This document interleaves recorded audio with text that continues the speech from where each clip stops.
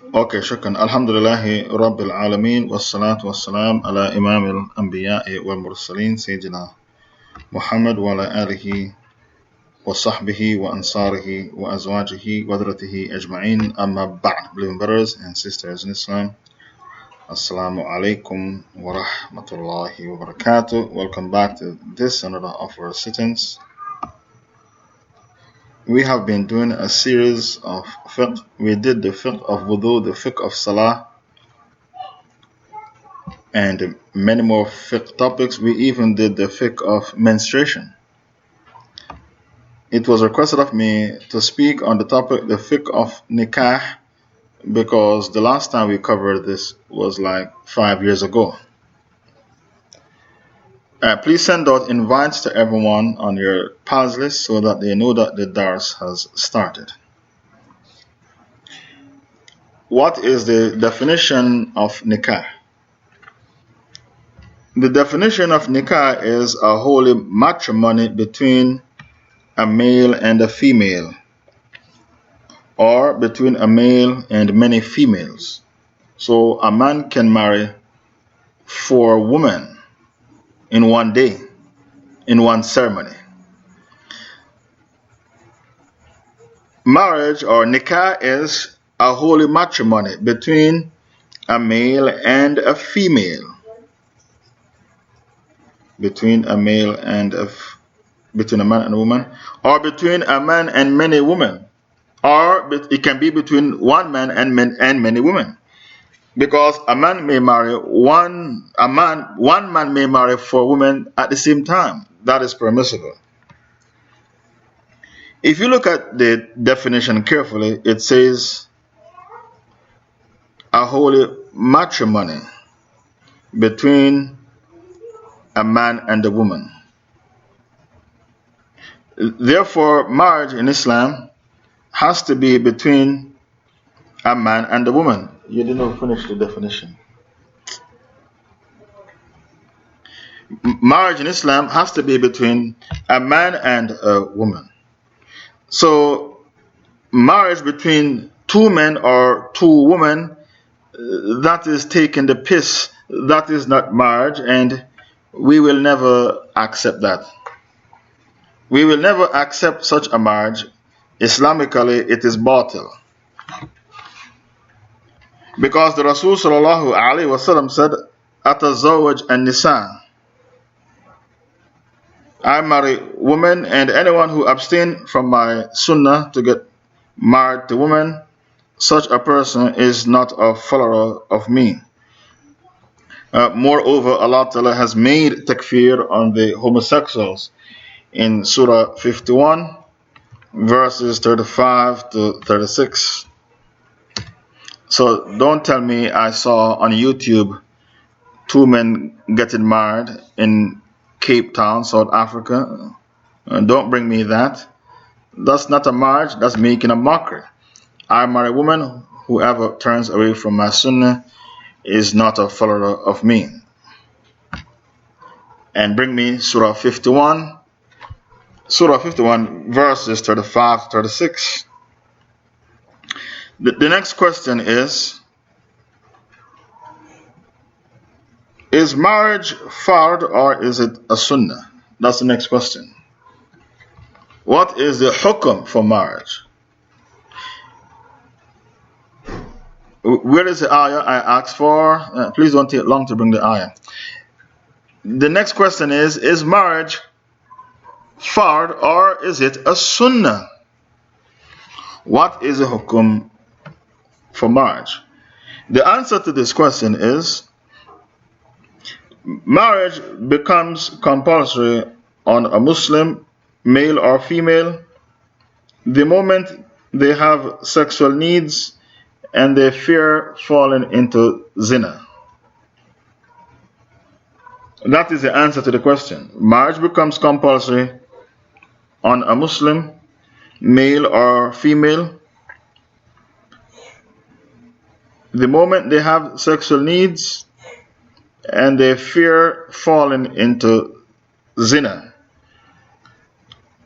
If you don't have any sexual needs and you don't fear falling into zina, in your case, marriage is a sunnah. So marriage can be sunnah or fard. It depends on your circumstances, and we take each case on its own merit. And no two cases can be the same. Each case is on its own merit. For some people, it can be fard, and for some people, it can be a sunnah, and for some people, it can be haram because he already has 4 wives and he wants a 5th wife. So in his case, marriage is haram. So marriage can be sunnah, it can be fard, and it can be haram.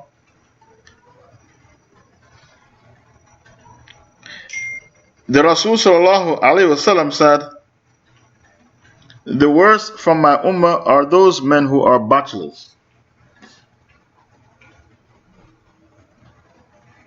The Rasul said, the worst men from my ummah are those men who are bachelors.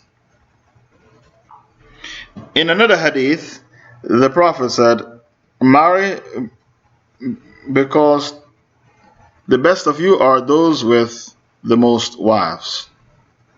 This hadith, I think, is an athar, a statement from Ibn Abbas. I heard the Prophet saying, or Ibn Abbas said, I heard the Prophet saying, the best of you. Ibn Abbas said to me, have you forgotten marriage? He said, no. He said, get married, for the best of this ummah are the ones with the most wives. Well, he didn't say, I heard the Prophet say that. So maybe it's an athar. An athar is when the hadith goes back to the Sahaba. But if the hadith goes back to the Prophet, then it becomes a hadith. Qawl Sahabi, the statement of the Sahabi, is called athar. Now, as for abstention, and that is when you abstain from getting married, this is not permissible. This is from Christianity. Because of Surah 57, verse 27. Surah 57, verse 27, Allah spoke about the monks. وَرُهْبَانِيَةً إِبْتَدَعُوهَا. This, but the monasticism which they are practicing. Allah said, إِبْتَدَعُوهَا, it is a cursed innovation. مَا كَتَبْنَاهَا عَلَيْهِمْ, I didn't prescribe it for them. I did not prescribe this abstention for them. So the Catholic priests, for example, they practice abstention. They practice abstention. But Allah Ta'ala said they invented it for themselves. What they are doing is a concoction of human folly. We did not prescribe it for them. They sought to please Allah with their abstention, but that they did not observe it properly because they went to the extreme with their abstention. To the extent where they dabble in homosexuality and fornication and pedophilia to satisfy their sexual needs. They went to the extreme, Allah said, with their abstention. They did not practice it properly. The next question is, does a girl need a wali to get married? What is the hukum of the marriage of a girl who got married without a wali? Does a girl need a wali to get married? That is the next question. According to the Imams Malik, Shafi, and Ahmed, a girl needs a wali to get married because of the hadith. Any girl who got married without a wali, her marriage is batil, batil, batil, and the Prophet used the word batil 3 times.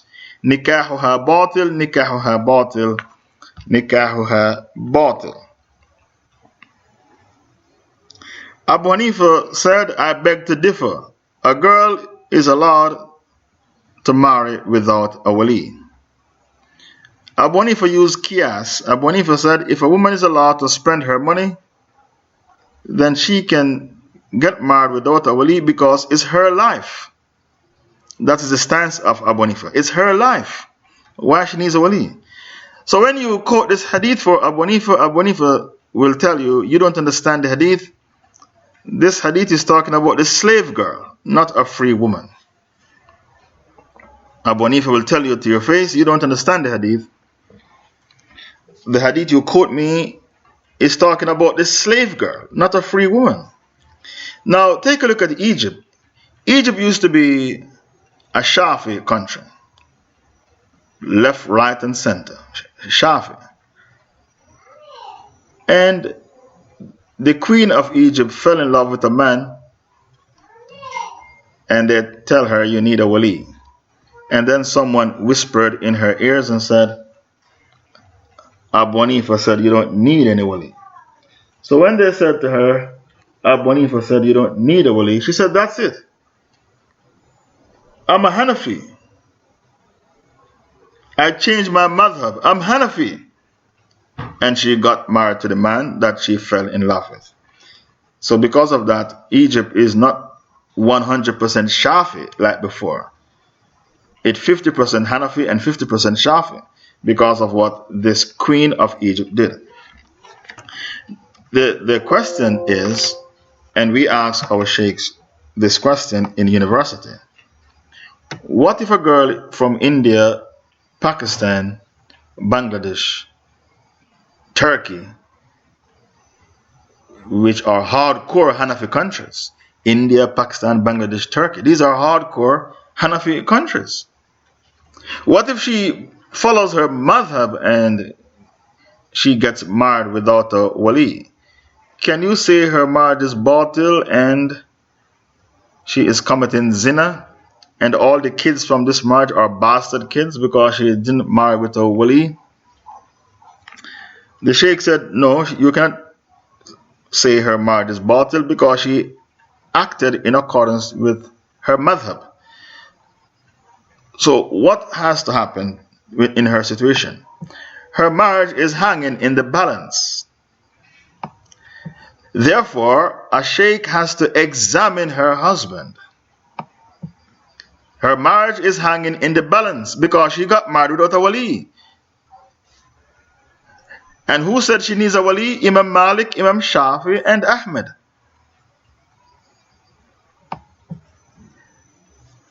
So a sheikh will have to examine her husband in regards to his aqidah, his creed. And if he turns out to be a Qadiani, the marriage is batil. If he turns out to be a Barelwi, a grave worshipping Barelwi, the marriage is batil. If he turns out to be a goofy Sufi who says the Prophet Muhammad is alive in the grave and the Prophet Muhammad can be found everywhere, he is Hazir Nazir, you can pray to the Prophet and beg him for what you want because he's still alive in the grave, he did not die. If the husband has that aqidah, the marriage is batil. If the husband says, oh, democracy is Islamic, in Islam we have a shura system. The shura, that is democracy. So democracy is Islamic. The marriage is batil because a democrat is a kafir. So when a woman acted on her own and got married without a wali, her marriage is hanging in the balance. If she married a Saudi Salafi who says these mujahideen are khawarij, they are dogs of the hellfire, to spy for the government is halal, we have to capture these mujahideen, they are giving Islam a bad name. The Sharia is fully implemented in Saudi Arabia, and if you try to topple the government, you're a khawarij, a dog of Jahannam. To kill the mujahideen is the best jihad. That's a madkhali. Her marriage is batil because a madkhali is a 5-star kafir. So I put it to you, a girl who chose a man on her own and got married behind the back of her wali, a scholar has to examine her spouse, her husband. And if he turns out to be good in character and aqidah, then the marriage is accepted, even though she married without a wali. But if the man turns out to be of dodgy aqidah and dodgy character, her marriage is batil. Like the Prophet said, nikahuha batil, nikahuha batil, nikahuha batil. This is the answer given to me by my sheikhs when I asked them, what about the girl from India, Pakistan, Bangladesh, or Turkey who acted on her own and married a man of her choice without any wali? Because these are hardcore Hanafi countries. They gave me that answer. They said her marriage is hanging in the balance. A sheikh has to pronounce the marriage as sahih, as valid. If no sheikh pronounces it as valid because the husband has dodgy character, maybe he's a drug dealer. Forget about aqidah. What about character? Maybe he's a drug dealer. Maybe he's a pimp. He pimps women. In this case, her marriage is batil. A woman is not allowed to be married without a wali. The next question is the age of marriage. When is a girl allowed to get married? The age of marriage. The age of marriage. A girl is allowed to get married when she reaches puberty. And she knows the importance of marriage. So getting married to an 8-year-old girl, a 9-year-old girl, that is not valid. You know why? Allah spoke about marriage in Surah Nisa verse 21. Allah Ta'ala said in Nisa 21, the marriage contract between you and your wife has to be mithaqan ghalidha, a firm covenant. Did you hear that? Surah Nisa verse 21. What Allah said? The marriage contract between you and your wife has to be what? Mithaqan ghalidha. It has to be a firm covenant.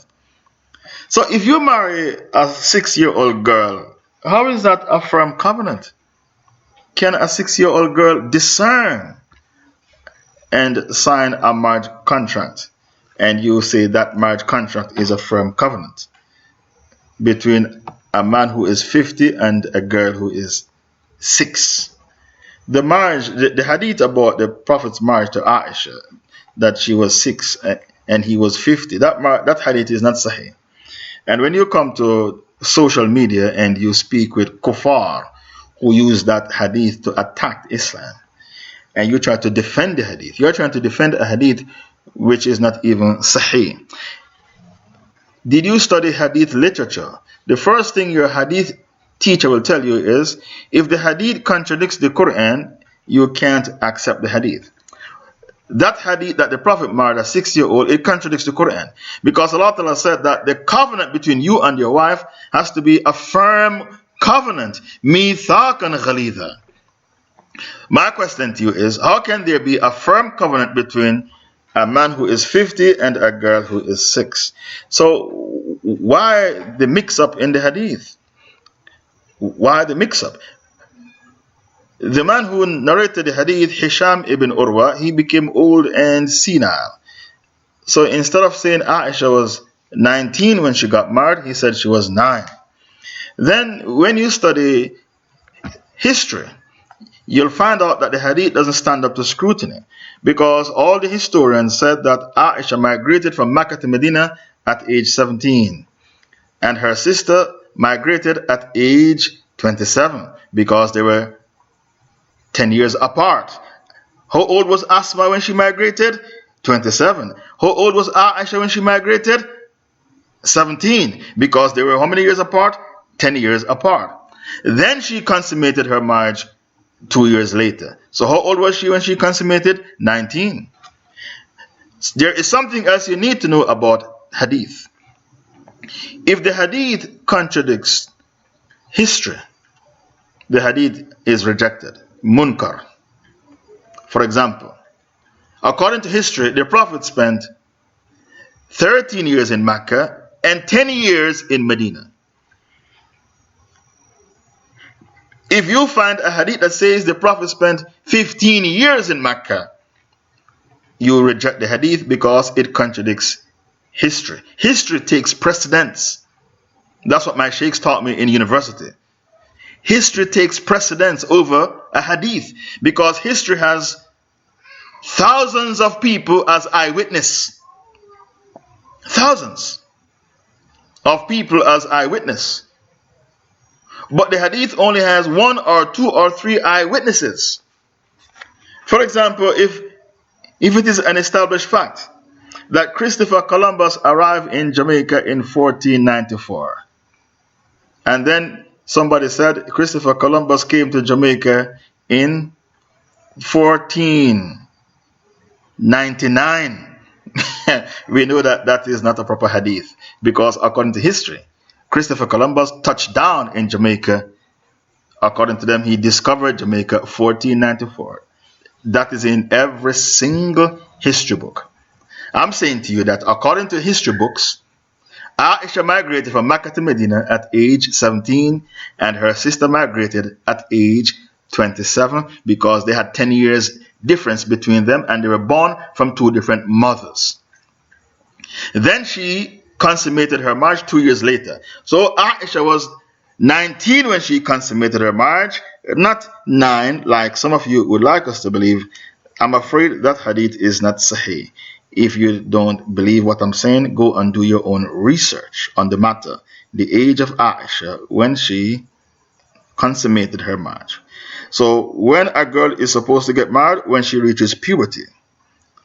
Why?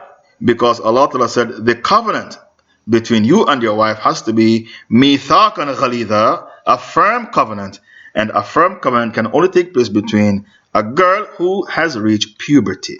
Okay, click on this link after Dars and go and do your own research. The admin brought you the evidence that Aisha was 19 when she got married, not 9 years old, like some of you would like us to believe. The other issue I'd like to bring is a father is supposed to search for a pious man for his daughter. Every decent father should search for a pious man for his daughter. Now, who is the wali of the girl? The wali of the girl is her father. If there is no father, the uncle. So the next question is, who is the wali of the girl? The person who is the foremost wali of the girl is her father. If there is no father, her uncle. If there is no uncle, her grandfather. Or her brother. These are the walis of the girl. Now, can a wali be replaced? Look at the question. Is it allowed in Islam to replace a wali? Before answering your question, let me bring to your attention, if none of these people are around, no father, no uncle, no grandfather, no brother, because she is a revert coming from Christianity, she has no Muslim father, no Muslim uncle, no Muslim grandfather, no Muslim brother. This is a white girl or a black girl coming from the church. So who is her wali? The imam is the wali of the girl who has no wali. That is Islamic law. The imam is the wali of a girl who has no wali. And these reverts who coming from the church, no Muslim father, no Muslim uncle, no grandfather, no brother. In her case, the imam is the wali of the girl who has no wali. Now let's get back to our question. Can a wali be replaced? This question was put to a panel of scholars, Islamic scholars, and they said yes, a wali can be replaced if the wali is unreasonable. So how can the wali be unreasonable? The girl has sexual needs and she said to the father, I would like to get married, and the father said, no, you have to get your bachelor's. So she gets her bachelor's. And then she went back to the father and said, I would like to get married. The father said, no, you have to do your master's to earn more money. In our time, in this country, if you don't have a master's, you're not going to earn proper money. And the girl is desperate to get married because her sexual needs are pressing and her biological clock is ticking. girls cannot delay marriage because they have a biological clock which is ticking. So the girl is allowed to go to the Islamic Sharia Council and complain about her father, who is the original wali, and the Islamic Sharia Council can replace the wali. Now the scholars use a hadith as their hujjah that a wali can be replaced. The hadith says, and this hadith can be found in At-Tirmidhi. I don't understand, my favorite students are coming to the class late. Subhanallah. Yeah, the scholars use a hadith to say a wali can be replaced. This hadith can be found in Tirmidhi. The hadith says, إِذَا أَتَاكُمْ مَنْ تَرْضُونَ بِدِينِهِ وَخُلُقِهِ فَلْيُزَوِّجُوهُ إِلَّا تَفْعَلْ تَكُنْ فِتْنَةٌ فِي الْأَرْضِ وَفَسَادٌ كَبِيرٌ. If you have a daughter and a man approach you for her and ask for her hand in marriage, and you are happy with his deen, his religious commitment, he is not a person who takes drugs. He is not a womanizer. He is not a thief. He doesn't abandon his salah. You are happy with his character and his deen, his religious commitment. فَلْيُزَوِّجُوهُ, marry her to him. If you don't, you create fitna on the land. وَفَسَادٌ كَبِيرٌ, great fasad. So because of this hadith found in Tirmidhi, the scholars say a wali can be replaced. And that is when the wali is being unreasonable. For example, a girl might be from the Gambia, and she is Fulani, and she fell in love with a man who is Mandingo. And the father said, no, you can't marry. You are Fulani and he is Mandingo. Or maybe she is from Nigeria and she is Hausa, and she fell in love with a man who is Yoruba. And the father said, no, you can't marry, not under my dead body. You are Hausa and he is Yoruba. How can you marry? Or maybe the girl is Chaudhry and she fell in love with a boy who's a Rajput. And the wali said, no, you are Chaudhry. You can only marry Chaudhry. Don't marry Rajput. Rajput, they are from a different clan. Maybe the girl is, when I was on tour of South Africa, I saw some tribes there as well, and it caused fitna. The tribe is called Surti and Memon. The Surti and the Memon, they are Indians, same complexion, same hair, same color of eyes, but one is Memon and one is Surti, or maybe one is Kanumia. And the father said, you cannot marry a Surti. A Memon can only marry a Memon. All of this are called examples of a wali who is being unreasonable. Somebody is trying to text me while I'm speaking. These things knock me off the mic. Save your questions for the question and answer session. I know the dars is exciting. I'm not a boring speaker. When I was in university, I was sick for 3 days, and the sheikhs, they said, where is Faisal? Where is Faisal? Our class is boring. Where's Faisal? So he's sick. He's sick, sheikh. He's sick. So tell him to hurry up and come back to class. The class is boring. Wallahi, that's what the sheikh said. Anyway, don't text me when I am speaking, because you will knock me off the mic, and then the 60 people in the room will get upset that you knock me off the mic.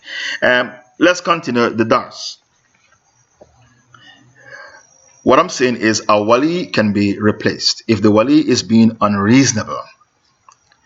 The Prophet said, if a man approach you for your daughter and ask for her hand in marriage, and you are happy with his deen, his religious commitment, and you are happy with his khuluq, his character, marry her to him. If you don't, you create fitna on the land and fasad kabir. We continue, and I've given you many examples of how a wali can be unreasonable. Maybe he's a tribalist, maybe he's a racist. I forgot to mention racism. Maybe he's racist, maybe he's tribalist. Maybe he is materialist. He's materialistic. He will say, no, no, no, don't get married. Finish your bachelor's. And then she finished her bachelor's. No, no, no, don't get married. Finish your master's. And even if she, this man, he worships the Benjamin so much, even if she finishes her master's, he's going to say, no, no, no, finish your PhD. And by the time she finishes her PhD, she is 35 years old. Which man is going to marry her at that age? Which man? No man is going to propose to a 35-year-old. So this wali is materialistic and he's being unreasonable. So you are allowed to replace a wali. Next, we continue our dars. A father should be like Omar. When Hafsa was widowed,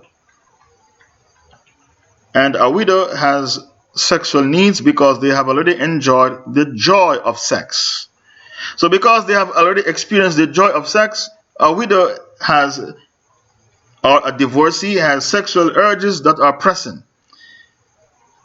Omar was a pious father, so he approached Uthman and said, marry Hafsa, my daughter. And Uthman said to Omar, I'm not in need of a wife at this moment in time. I wasn't thinking of nikah. Then he went to Abu Bakr and said, marry Hafsa, my daughter. Abu Bakr didn't say anything.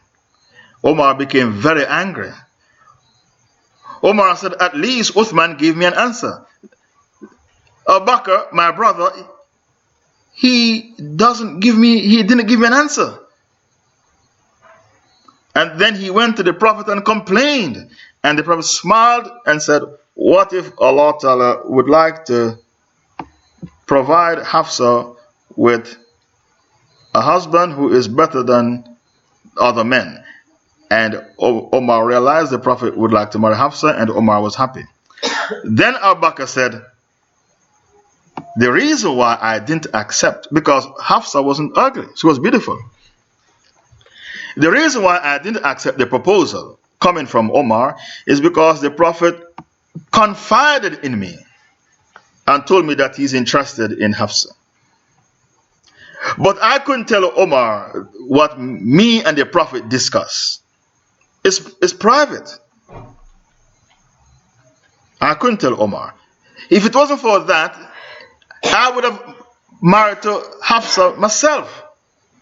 The reason why I did not accept the proposal is because I always knew that the Prophet was interested, and I didn't want to accept the proposal knowing that the Prophet confided in me and the Prophet is interested. The scholars brought an ayah to say that you should propose to pious men for your daughters, Surah 28 verse 27.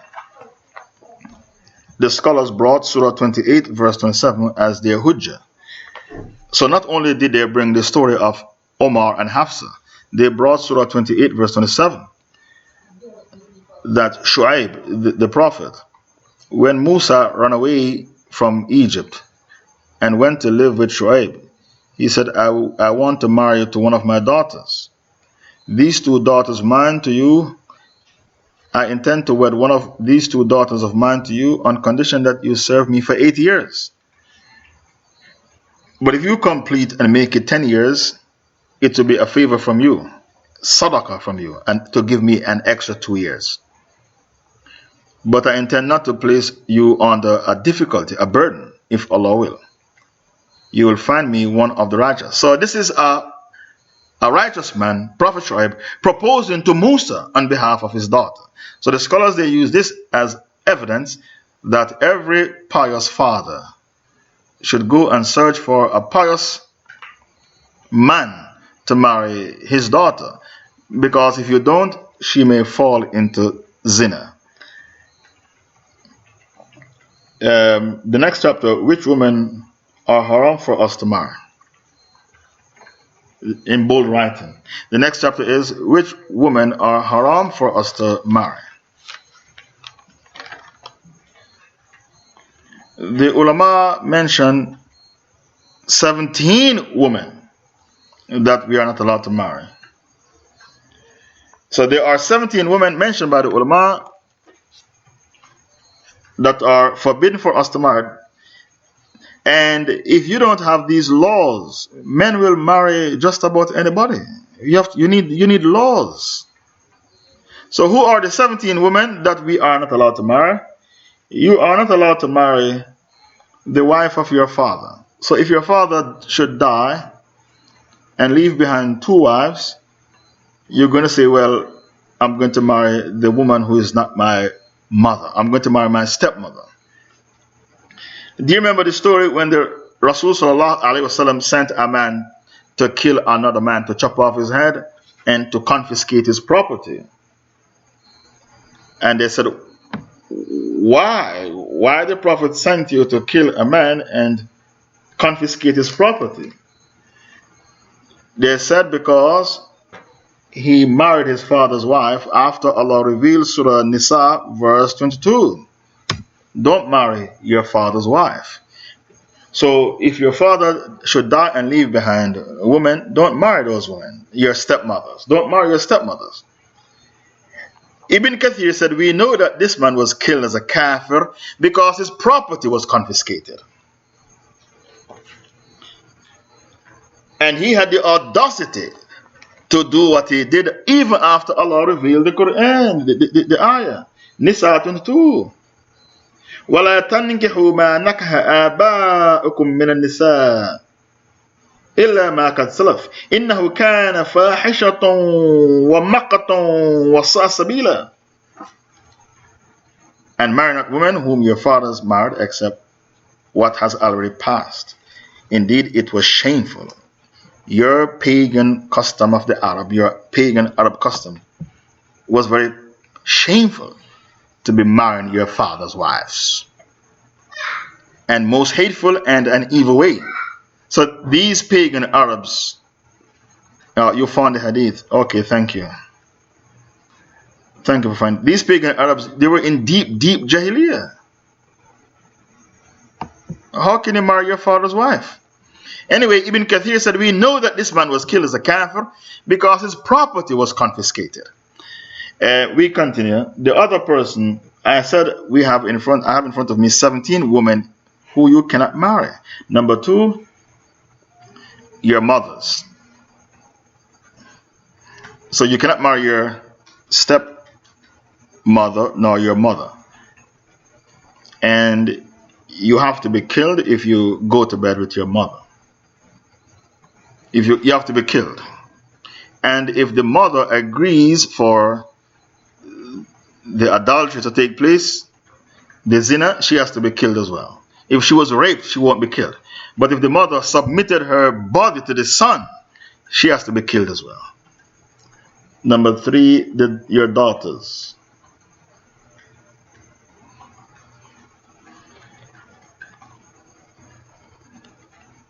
Number 3, your daughters. Number 4, your sisters.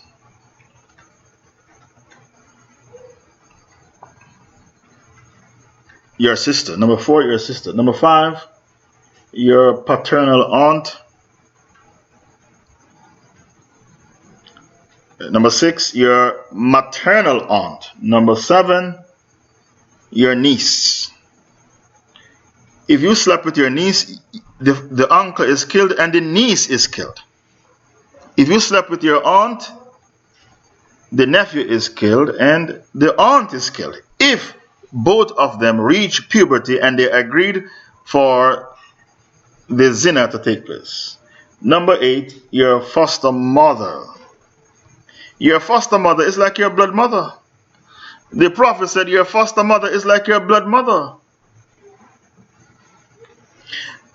Number 9, your foster sister. Number 10, your mother-in-law.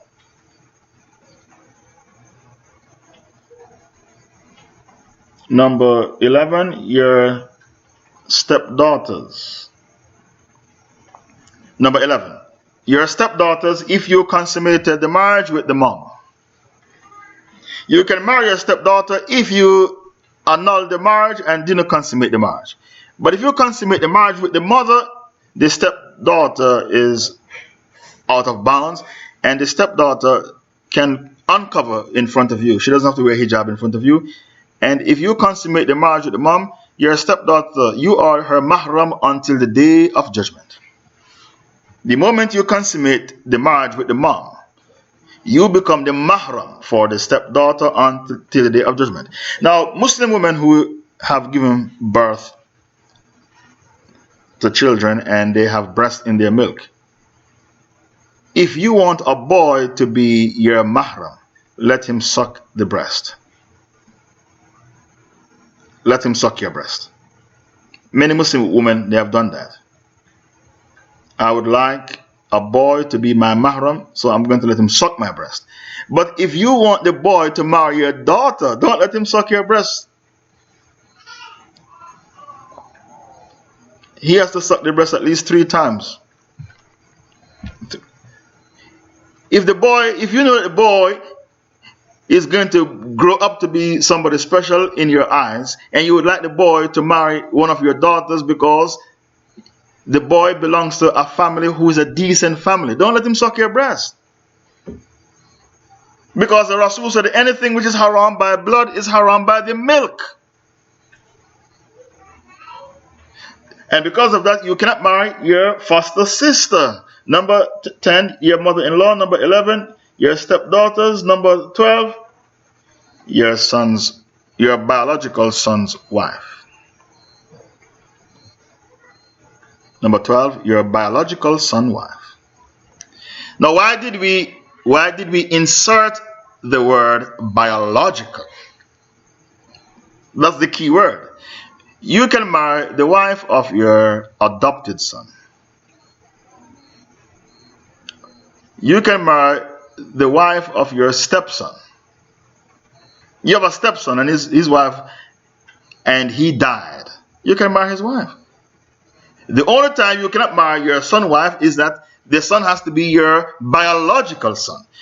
When Zayd divorced his wife, Zainab, the Prophet married Zainab, and the Prophet didn't want to marry her. Aisha said that was the most difficult ayah for the Prophet to practice. He didn't want to marry Zainab bin Jahsh. But how can he disobey Allah? Remember, I debated a kafir on Jamaican TV, and the topic was, is Jesus God? What did the kafir do? When the camera starts to roll and we have the 3 million Jamaicans watching the debate, the kafir, he hit below the belt. What kind of a man is this Muhammad? How can I say he's a prophet? He married the daughter of his son. I said it was not his biological son. And the kafir said, yes, but it was his adopted son. A kafir did that to me on the Jamaican TV. We agreed we are going to debate the topic, is Jesus God? And when the camera starts to roll and everybody in Jamaica starts to watch the debate, he hit below the belt. He came up with a topic which was not on the list. But I put it to you, you are allowed to marry the daughter of your stepson. I'm sorry. You are allowed to marry the wife of your stepson because the Prophet did it. What you are not allowed to do is to marry the wife of your biological son. I have in front of me 17 women who you cannot marry. Number 13, you are not allowed to marry 2 sisters and live with them simultaneously.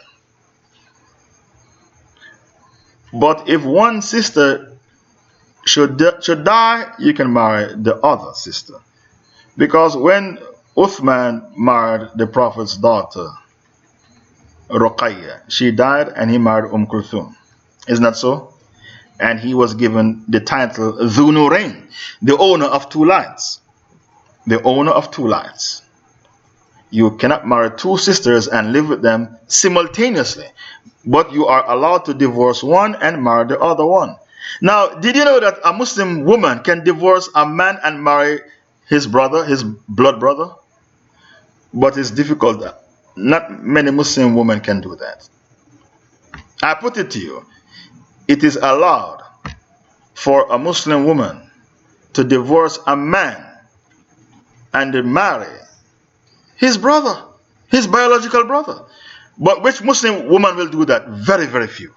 Maybe 1 in a million will do that because she doesn't want to cause fitna. However, it is halal for her to do that. Number 14, you are not allowed to marry the aunt and the niece and live with them simultaneously. I have in front of me 17 women you cannot marry. You cannot marry the aunt and the niece and live with them simultaneously. That is number 14. The aunt and the niece at the same time. Do you have a hadith to support this fatwa? Or admins, could you find a hadith? This point, number 14, is not in the Quran.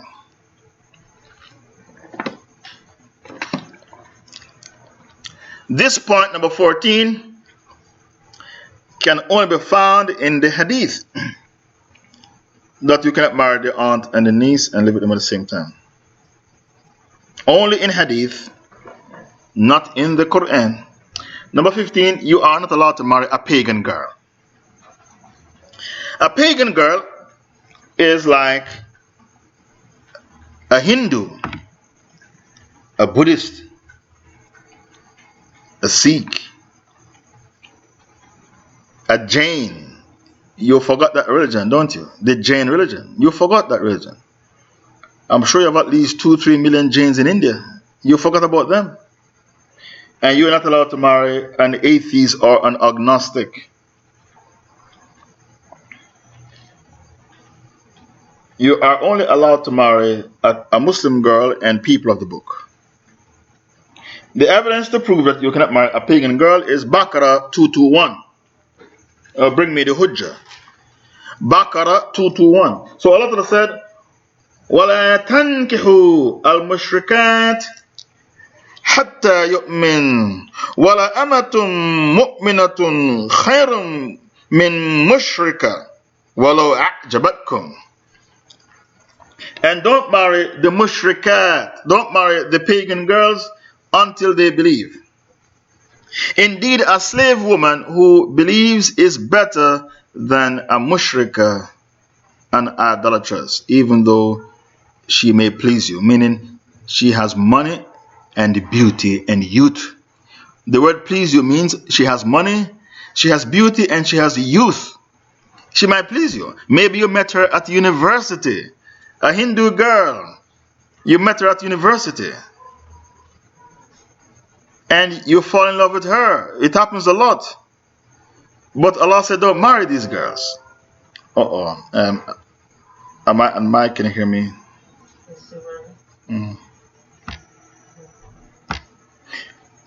Bismillah, I'm back if you can hear me. Okay, thank you. As I was saying, I have in front of me 17 women you are not allowed to marry, and the last point was the pagan girl. You are not allowed to marry a Buddhist. You cannot marry a Hindu and a Sikh girl, and you cannot marry a Jain girl.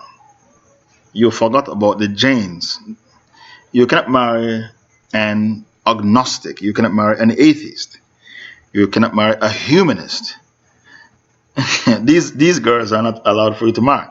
So who can you marry? You can marry a Muslim girl, a Christian girl, or a Jewish girl, because we worship the same God. Just in case you didn't know, we worship the same God.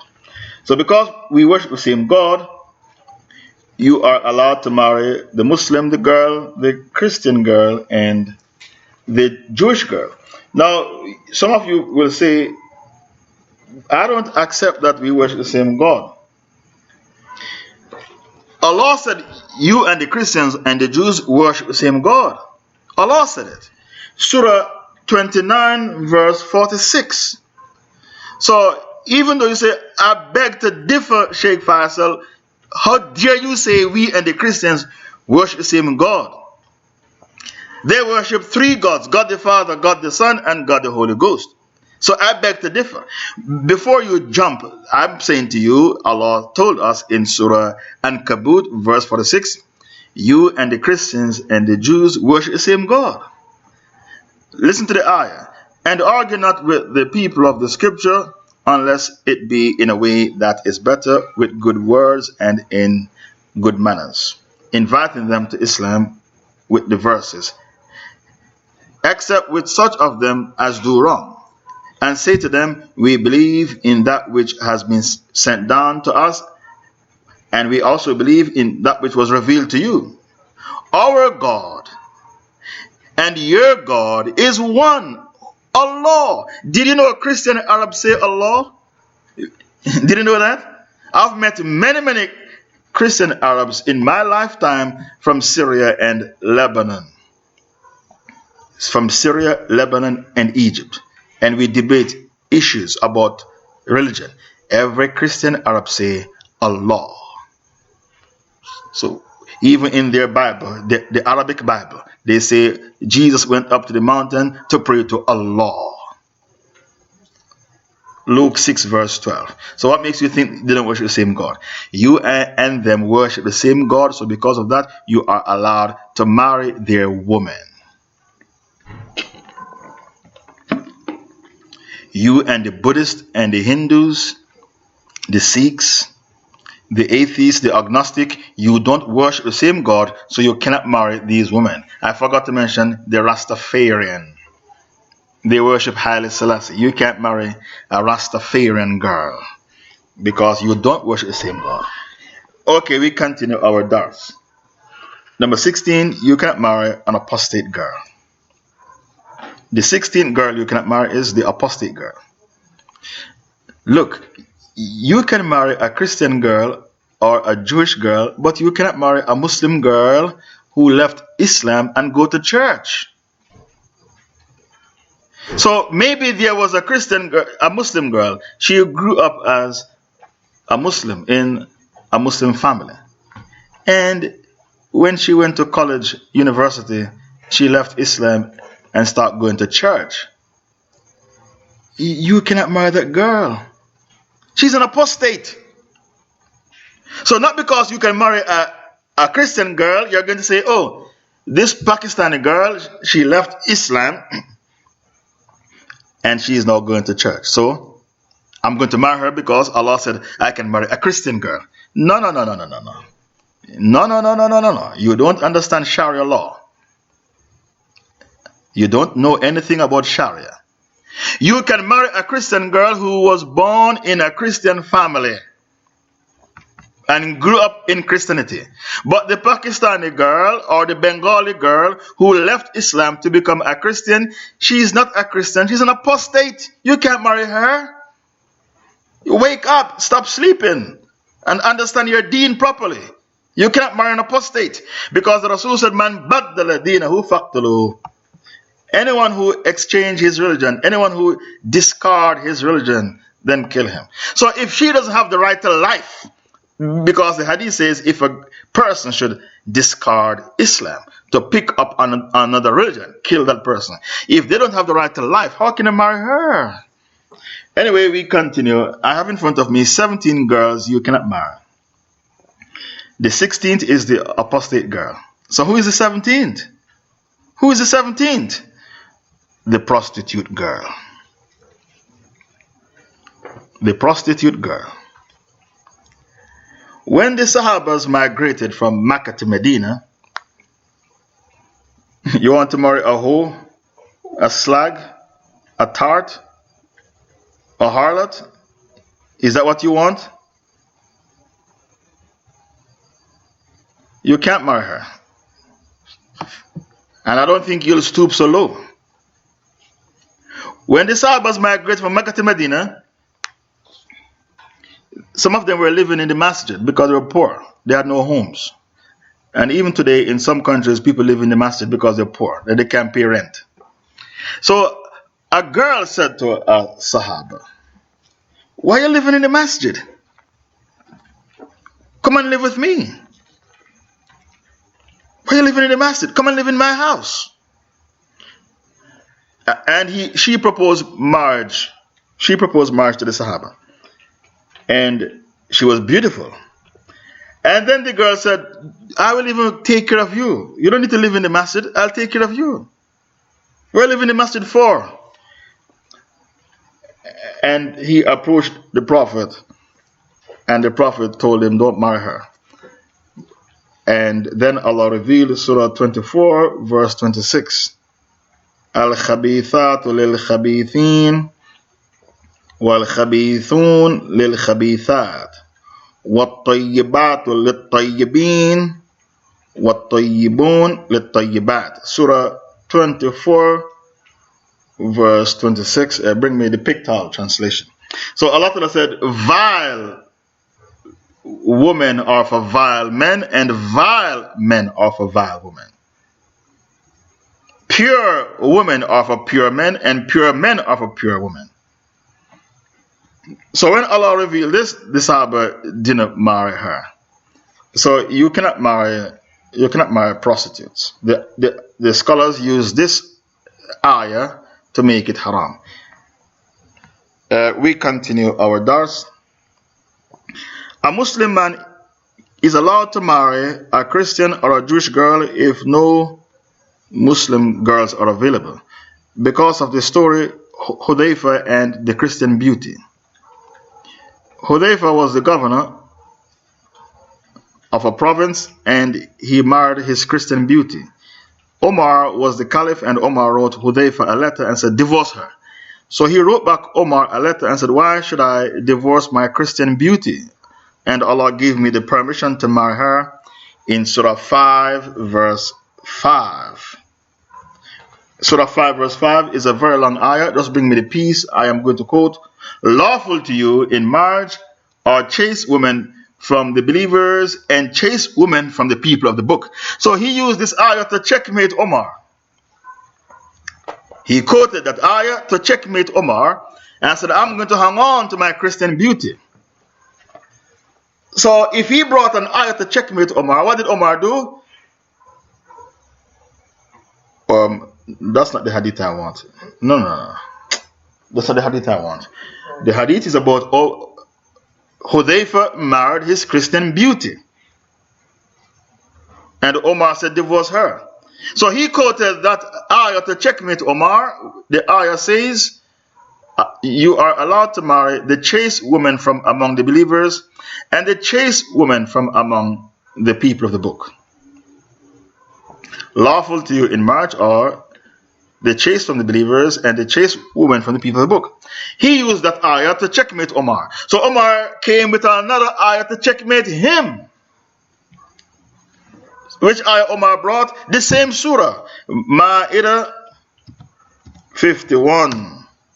O you believe, يَلَّذِينَ آمَنُوا لَا تَتَّخِذُوا الْيَهُودَ وَالنَّصَارَى أَوْلِيَاءَ بَعْضُهُمْ أَوْلِيَاءَ بَعْضٍ وَمَنْ يَتَوَلَّهُم مِّنكُمْ فَإِنَّهُ مِنْهُمْ إِنَّ اللَّهَ لَا يَهْدِي الْقَوْمَ الظَّالِمِينَ. O you believe, don't take the Jews and Christians for friends, because they are friends of each other. And if you take them for friends, then you become one of them. So Omar brought this ayah to checkmate him.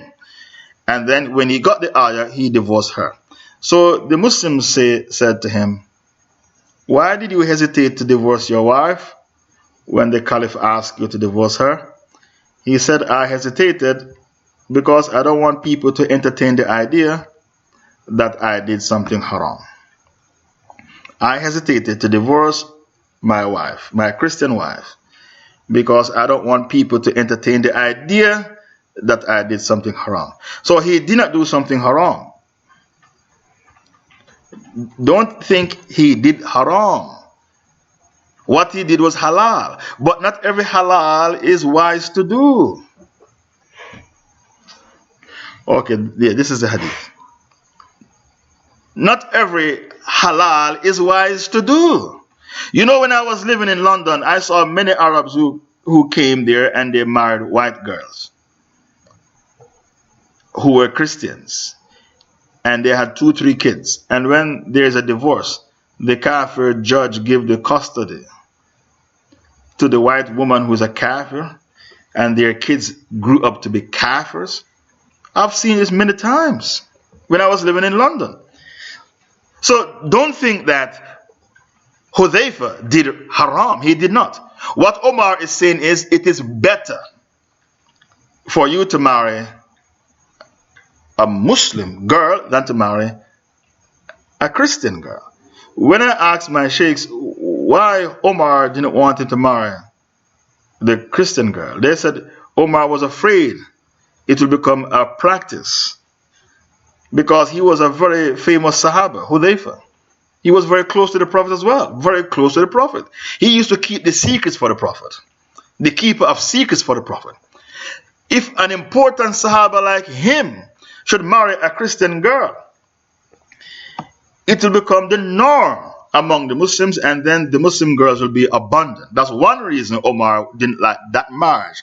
The second reason is Omar was afraid that you'll marry the floozies from among them. The Sahabas will end up with a floozy from among them. That's the second reason why Omar disliked that marriage. I have given you the 17 people that you are not allowed to marry. We continue. A Muslim woman can only marry a Muslim man. If she marries a kafir, she is committing zina. The next chapter, can a Muslim woman marry a kafir? Because I was in Nigeria and I met a woman from the Tijaniya Tariqa. She was a Sufi, a goofy Sufi. And she married a Christian man. So I said to her, your marriage is batil. That marriage is not accepted. And all your kids are bastard kids. She got very angry. Who are you, Sheikh Faisal, to come from Jamaica to my country, Nigeria, to call my husband a kafir? My husband is not a kafir. My husband is Ahl al-Kitab. Because these Sufis are of the Ghulat Murja. They think Christians and Jews are not kuffar. Do you know that man who tried to topple the government in Turkey? He tried to topple the government. He was a Sufi. The Fatih Ghulan movement. He is a Sufi and he believes Christians and Jews are not kuffar. Sufis, they love Christians because the Christians and the Sufis, they belong to the same aqidah and the same religion. Sufi. A Sufi is a Christian. Now, what is the evidence to prove that Muslim girls are not allowed to marry kafirs? The evidence can be found in Surah 60, verse 10. Bring me the ayah. At the Treaty of Hudaybiyah, the Prophet signed an agreement with the kuffar. Anyone who leaves Mecca to go to Medina, you have to turn them back. And anyone who leaves Medina to go and live in Mecca, we are going to keep him. And the Prophet agreed to that treaty. Some Muslim women, they left Mecca to join the Prophet in Medina. And the kuffar, they scream and shout, send them back, send them back. Don't forget the treaty of Hudaybiyah. You signed a treaty. You said anyone who left Mecca to go and live with you in Medina, you're going to send them back. Send back those women.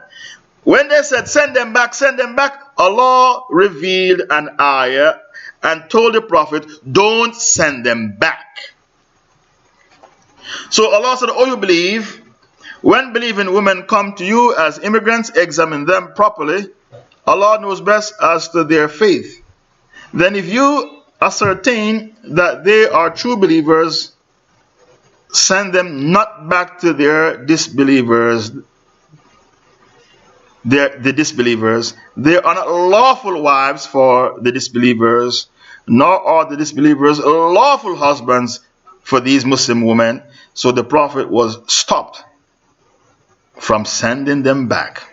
Even what Allah is saying in this ayah, even though you, Muhammad sallallahu alaihi wasallam, you signed a peace treaty at Hudaybiyah to send them back, you can send back men, not women, because a Muslim woman cannot marry a kafir man. It is haram. There was this Pakistani woman who went to America and she married a Jew. She was the closest person to Hillary Clinton. Huma Abedin, her name was. Huma Abedin. She married a Jew.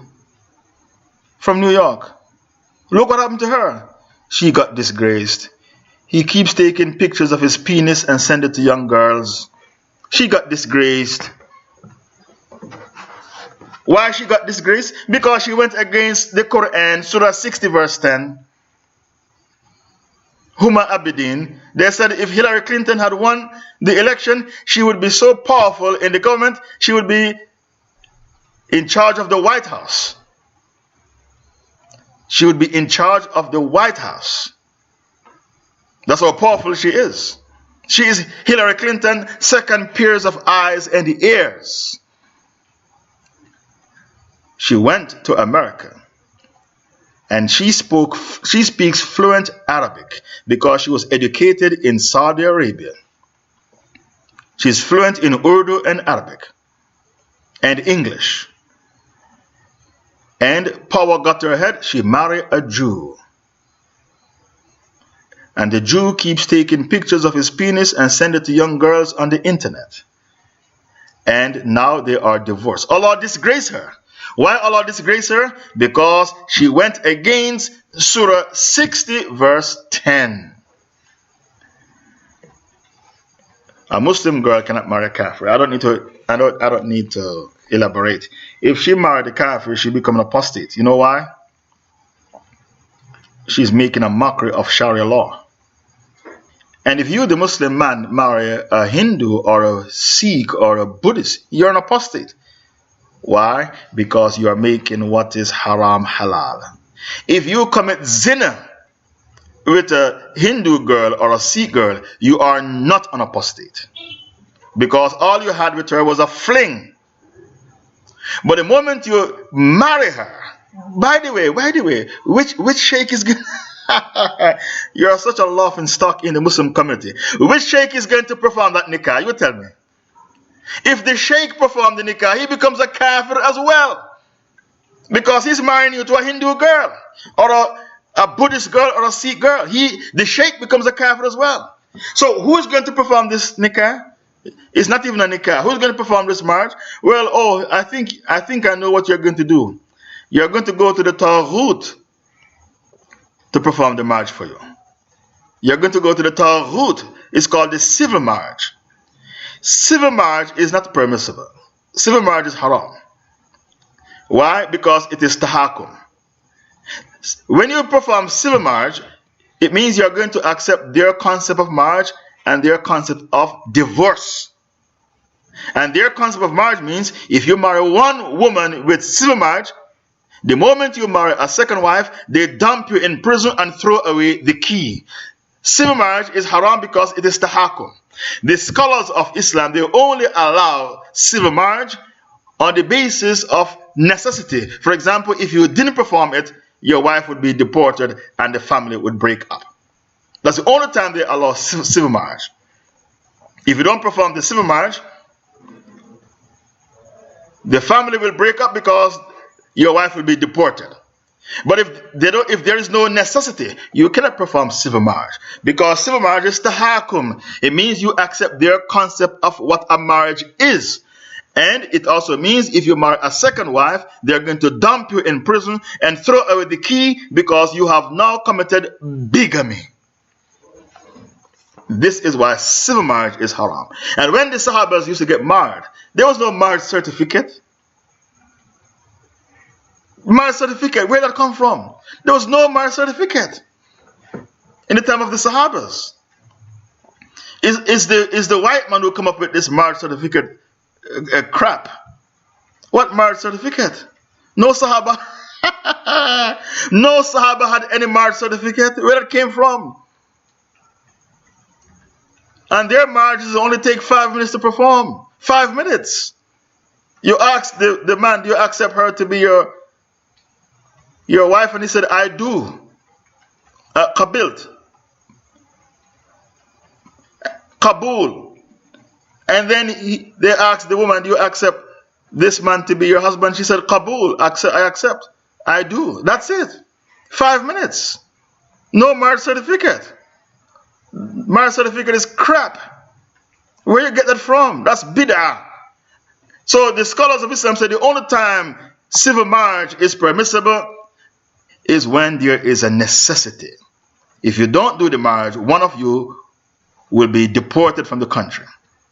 If there is no necessity, you should not do any civil marriage because it is tahakum. You accept the law of the taghut.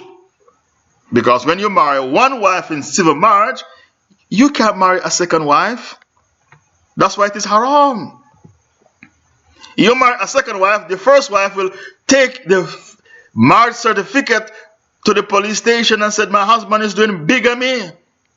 And flash the marriage certificate. My husband is doing bigamy. And then they knock on your door, lock you up in prison, and throw away the key. Civil marriage is haram. It's tahakum. It means you accept the law of the taghut. And we don't accept the laws of the taghut. Because we are not taghuti. We continue our marriage. We continue our dars on marriage. Did you hear what I just said? We continue our marriage. We continue our dars on marriage. The next chapter is, can a man have, what about the man who has 5 wives? What is his status? The man with 5 wives. Can you imagine, I'm teaching you the notes I got from university way back in 1990. I'm just regurgitating what I was taught in university way back in 1990. A man with 5 wives, he has to be beheaded because when he married the 5th wife, he committed adultery. The man with his 5 wives, on the 5th occasion, he has to be beheaded. Why? When he married the 5th wife, he committed adultery. Because Allah Ta'ala said in Surah Nisa, verse 3, فَانْكِحُوا مَا تَابَ لَكُم مِنَ النِّسَاءِ مَثْنَى وَثَلَاثَ وَرُبَعَ. Marry women who are pleasing to you, 2, 3, or 4, and Allah stopped at 4. It's only the Prophet who could marry more than 4 wives because he was given the strength of 40 men for intercourse. You don't have that strength. It's only the Prophet who was able to marry more than 4 women because he was given the strength of 40 men for intercourse. Allah stopped at 4. So you with your 5 wife, you have to be beheaded when you marry your 5th wife because you are guilty of committing adultery. The next chapter is muta marriage. Muta marriage means temporary marriage. Muta marriage is when you say to a girl, would you like to do muta with me? And she says, for how long? And you say, for 1 week, because I'm going to be in New York for a week. I'm going to be in Shanghai for a week. I'm going to be in London for a week. Can you do muta with me for the week? I'll be here. And then the girl says to you, okay, pay me $500 for the week. And then you agree. And you don't need anyone to perform it for it to be valid. You can come to a mutual agreement between the girl. But they have muta certificates these days. The Shiites have modernized it, so they issue muta certificates. And the muta certificate name you and the girl and the dowry and the duration of the marriage, whether it's for a week or a month. According to the Shiite religion, you can marry a girl for 1 hour. According to the Shiite religion, you can marry a girl for 1 hour and you pay her $20 or her $50 for the 1 hour you marry her. There's a place in Pakistan called Hira Mandi.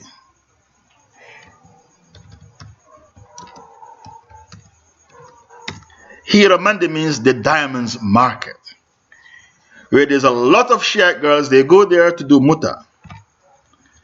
You know how many Pakistani governments tried to close it down and they failed? Because the women say, we are not committing zina.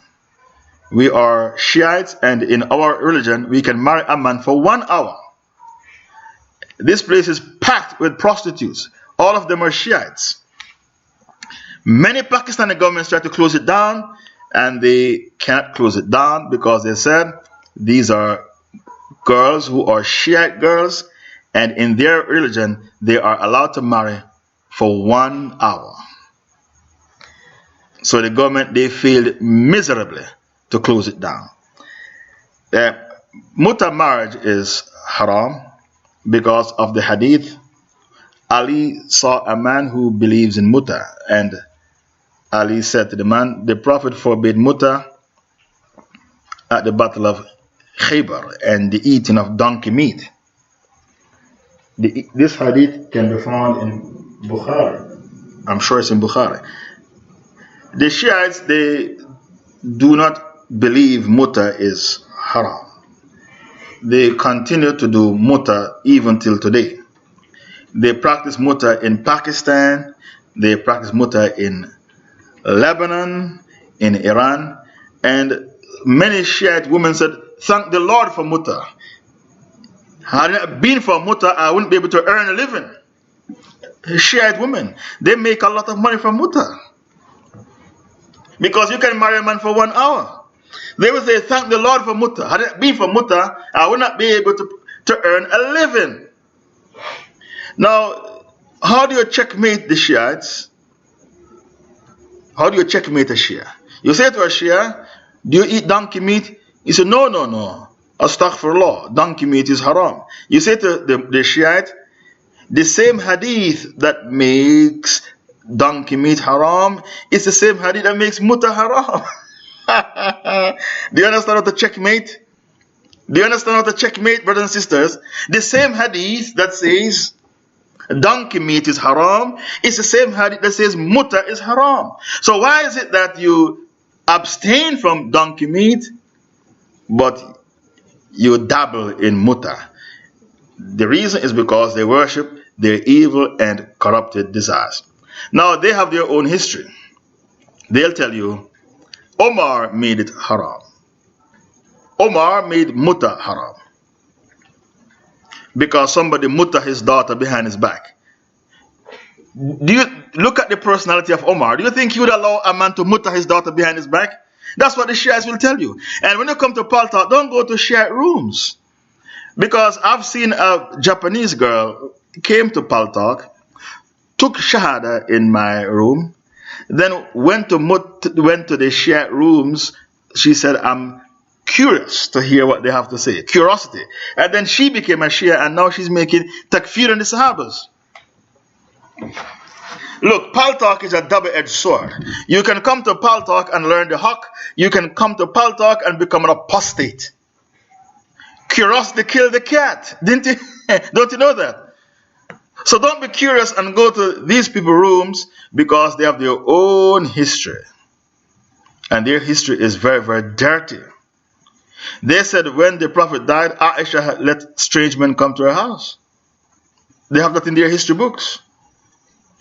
They said Aisha got married after the Prophet died. In secret. She did a secret nikah. With who? With Talha. Because Talha had a crush on her. That's what they said in their rooms. Talha had a crush on her. Okay, did Talha like Aisha? Yes, Talha liked Aisha. And he said it publicly. When the Prophet Muhammad dies, Aisha will be mine. He said it. He liked Aisha. And Allah revealed an ayah to correct Talha. The ayah can be found in Surah 33. You are not allowed to marry the wives of the Prophet after he is dead. The ayah came down for Talha because he liked Aisha. You think the Sahabas were not human beings? They were human beings. The ayah, Surah Ahzab, don't marry the Prophet wives after him. Surah 33 verse 53. Surah 33 verse 53. Allah said, don't marry the wives of the Prophet after he's dead. The Shiites, they have their own history. They said when the Prophet died, Aisha married her secret admirer. Who is that? Talha. And because of that, she didn't agree for her grave to be beside the grave of the Prophet because she did a sin. Brothers and sisters, the Shia, their history is very, very dirty. They want to debate me. Well, I was the one who challenged them for the debate. I put the challenge out on video. But they don't want to debate the topic I want to debate. I told the Shiites, come forward for a debate. Have you got the balls for a debate? They said, okay, Sheikh Faisal, we'll debate you. But they don't want to debate the topic that I want to debate. I want to debate the topic, do Shiites believe in the Quran? Because they don't believe in the Quran. They said, no, Sheikh Faisal, we don't want a topic. We don't want a topic. So I said, what topic you want then? We want a topic, the Sahabas, were they righteous? They want to use a debate, and they're going to go into history. And their history, we don't agree with their history. We don't agree with their history. Their history is very, very dirty. So I don't want to wrestle in the mud with a person because I'm going to be dirty as well.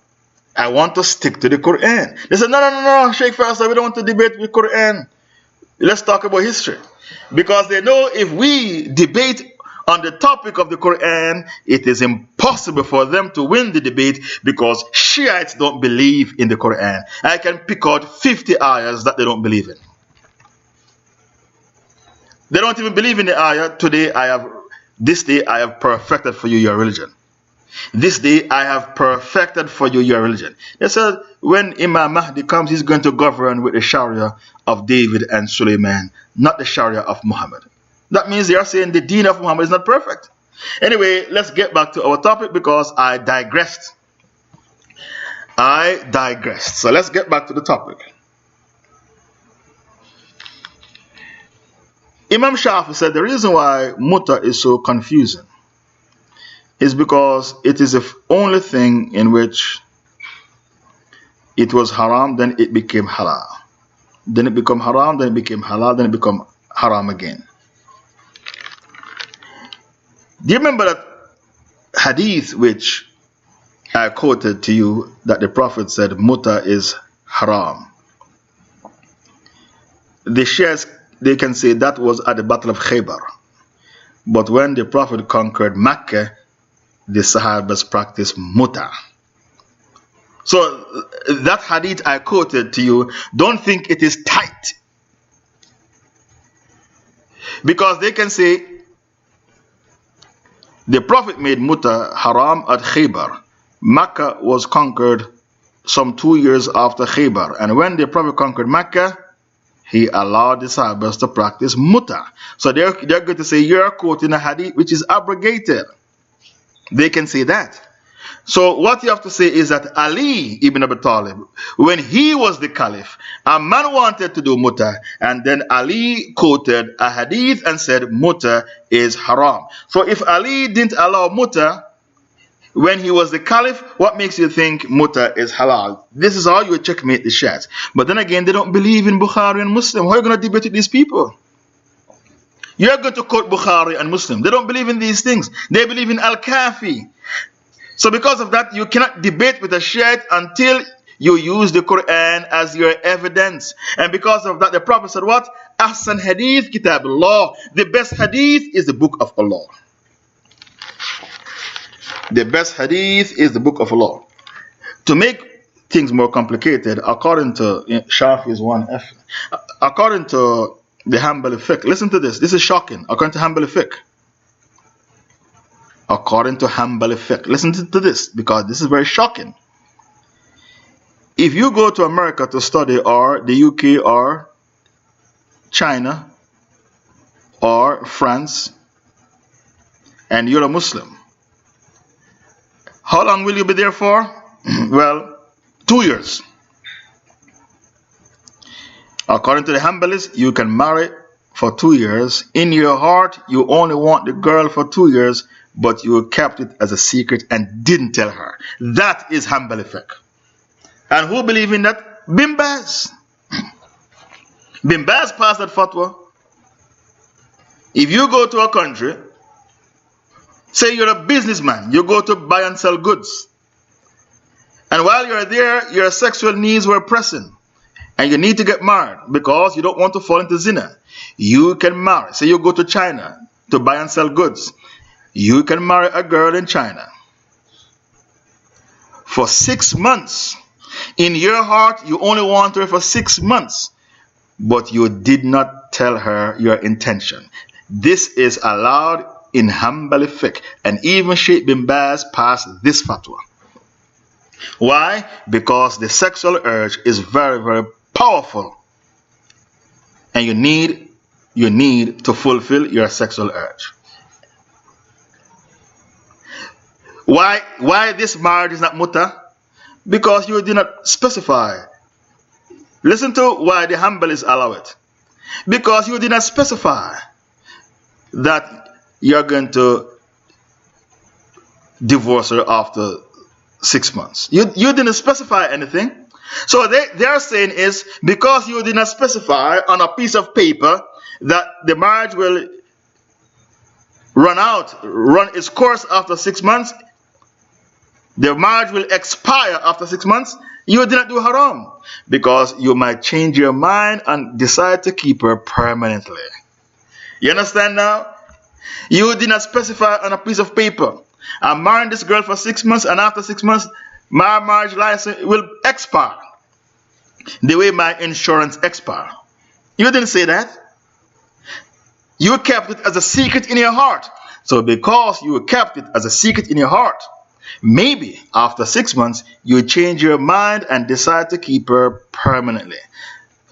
This is not mut'ah. Because you may change your mind and decide to keep her permanently. So because of that, the Hanbalis allow this type of marriage. You learn something new every day about Islam, brothers and sisters. Every day you learn something new.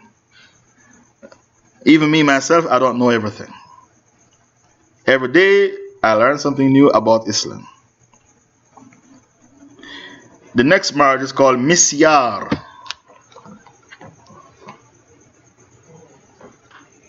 The next marriage is called misyar. What is misyar?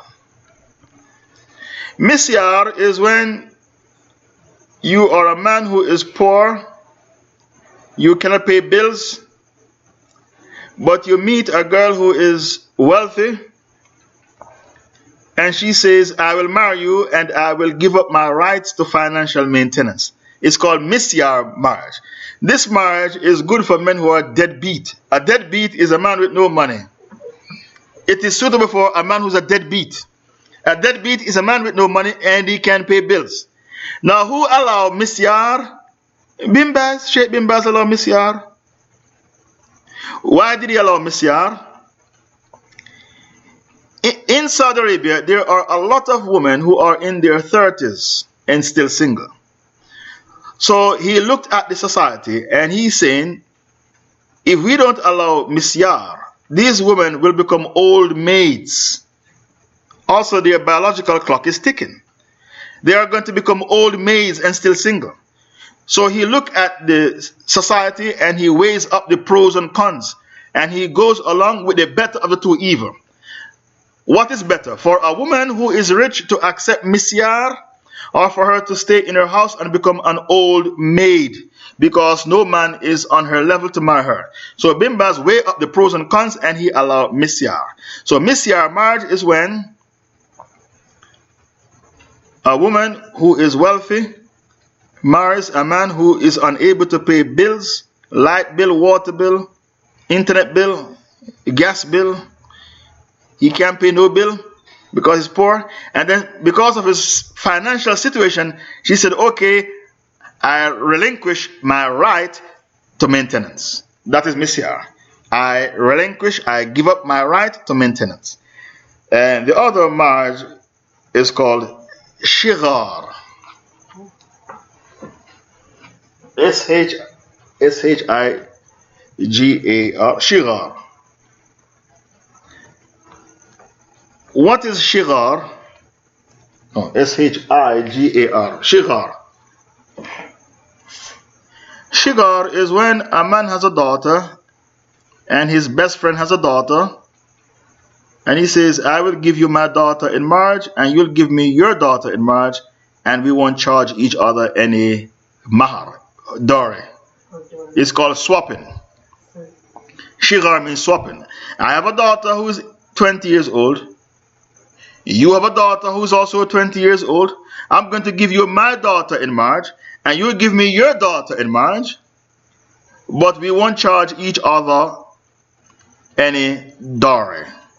It's called swapping. The scholars of Islam, they study this practice and they pronounce it haram because you are oppressing the girls. The dowry is not yours, the dowry belongs to the girl. There is ijma among the scholars that this marriage is haram because you are oppressing the girls. Who told you you can relinquish her right to the mahar? It's not your dowry. It belongs to the girl. So who told you you can give away your daughter in marriage without charging any mahar? That's ridiculous. So this marriage is haram, and no scholar said it is halal. The next marriage is called forced marriage.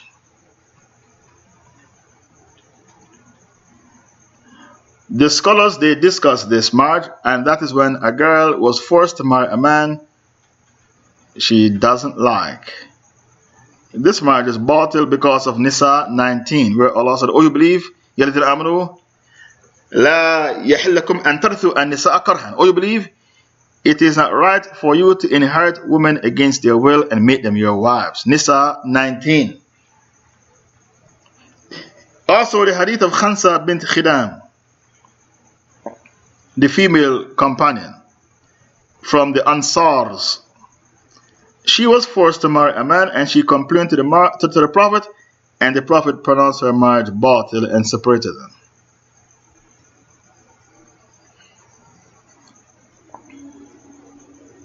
Khansa bint Khidam, she was forced to marry a man she didn't like. She went to the Prophet and complained, and the Prophet annulled the marriage. So she got fasakh. The Arabic word fasakh means an annulment. Khansa bint Khidam, that's the woman who the Prophet annulled her marriage because she didn't like her husband. We continue our topic. The next chapter is arranged marriage.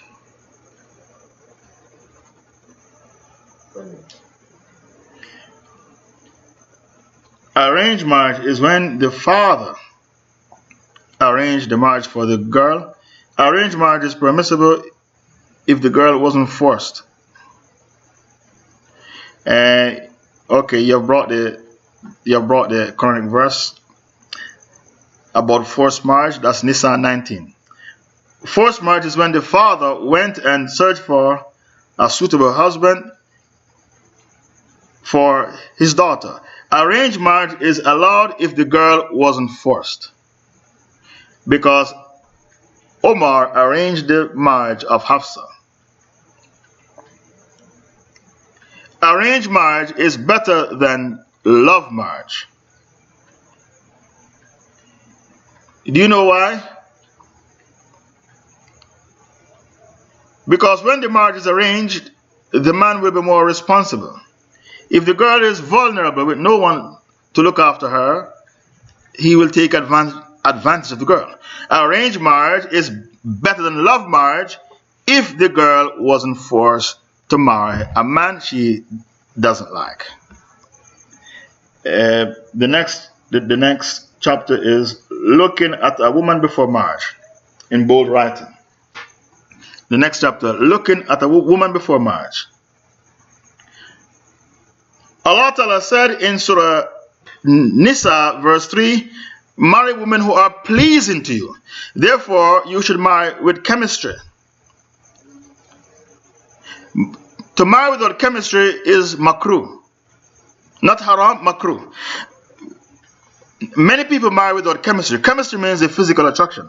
Marry the women that please you. So Allah Himself recommends chemistry because Allah said, marry the women who please you. Meaning their beauty please you. The Prophet himself recommended chemistry. Chemistry means you are physically attracted to your wife, and vice versa. Because the Rasul said in a hadith you should look at a woman before you propose. He said he proposed to a woman, so the Prophet said to him, look at her. That would strengthen your love for one another. When the Prophet said, look at her, Mughira ibn Shu'bah, look at her, it will strengthen your love for each other. The Prophet is talking about chemistry. Men who marry without chemistry, they are unable to consummate the marriage. Many people think, I don't need chemistry, I just need to marry somebody who says La ilaha illallah Muhammadun Rasulullah. No, that's not the case. You're wrong. You are so wrong. All I need to do is marry a person who says La ilaha illallah Muhammadun Rasulullah and I'm good to go. No. You should marry with chemistry. Don't marry without chemistry. It is insanity to marry without chemistry. The Prophet said, look at the girl before you marry her. So the question is, what do you look at? How do you look at the girl? There are 3 opinions among the scholars how to look at a girl before you marry the girl. The first opinion was Abu Hanifa. Abu Hanifa said you look at her face and the palm of her hands. That's Hanafi fiqh.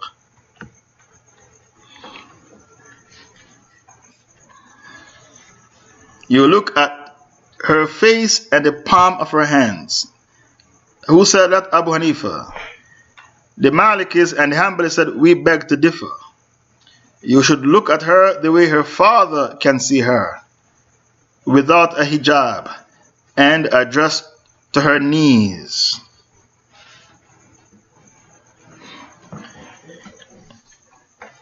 When Omar proposed to the daughter of Ali, he looked at her leg. He lift up the dress and look at her leg. She said, if you are not the Amir al-Mu'minin, I'll slap you across the face. Omar lift up her dress and look at her leg, because he wanted meat on the bone. Skinny women have no libido. Who wants to marry a skinny woman with no libido? Anorexic woman, they die from heart attack because of their slimness. If you want a woman with libido, marry a woman that has meat on the bone. The biggest nightmare for a man is a wife with no libido. And if you have low libido, you should specify that in the sit down. Sit down means your interview with your suitor. Specify you have low libido. The second opinion is the Hanbalis, and they say you look at her the way her father can see her, without hijab. So if a man asks to see you without hijab, that is his right, because maybe you have a sickness called alopecia. Your hair drop out. Maybe your hair drop out. So that is his right. If you are a shy woman, you can say to him, send your mother to look at me, or your sister. I'm sorry, I will not show you my hair. Because a woman, when the Prophet proposed to a woman, the Prophet sent another woman to look at her, and the Rasul said, look at her mouth to see if her teeth are white and clean. The Rasul didn't want to marry any woman with rotten teeth. Look at her mouth, the Prophet said. Inspect her mouth. Because when you marry, you have to kiss. How can you kiss a person with rotten teeth? And when a person loves you, they kiss you. If they don't love you, they can't kiss you. We continue our topic, the rules of marriage. The third opinion is the Zahiriya madhab.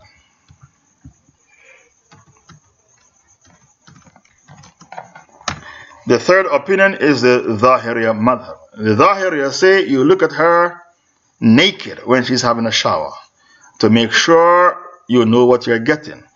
And their argument, what if her boobs are too small? You have to be sure of what you're getting. You should look at her naked when she's having a shower.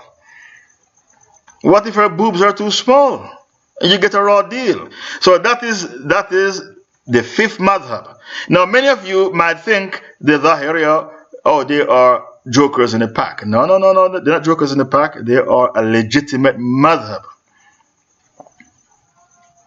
They are a legitimate madhab. It's the fifth madhab. They only went astray in regards to qiyas. So when Allah said, don't say oof to your parents, don't speak bad to your parents, don't even say oof to your parents. Abu Hanifa, Malik, Shafi, and Ahmed said, you are not allowed to beat your parents. If you can't say oof to your parents, that means you can't beat your parents. This madhab, the Zahira madhab, said you are allowed to beat your parents, but don't say oof when you are beating them. The Prophet said any woman who asks her husband for a divorce will never smell the fragrance of paradise. Abu Hanifa, Malik, Shafi, and Ahmed said she won't enter the paradise. The Zahira said no. She will enter the paradise, but she won't smell it while she's in there. You understand the madhab? Any woman who asks her husband for a divorce without a valid reason will never smell the fragrance of paradise. The Zahiriya, they say she will still enter the paradise, but she will not smell the fragrance while she is in there. Allah Ta'ala said, when your wives stop bleeding from menses, go to bed with them after they have a shower. Allah said, when your wives stop bleeding from menses, go to bed with your wives after they take their shower. This madhab, the Zahiriya madhab, said you have to go to bed with your wives immediately. Baqarah 222. This madhab said as soon as your wives take a shower from menses, it is hard for you to go to bed with them immediately. You can't delay it, not even for an hour. They take the literal meaning of the text, the zahir of the text. They are the literalists, they take the literal meaning of the text. We continue our topic. The next condition is the next topic is the 4 conditions for the marriage to be valid.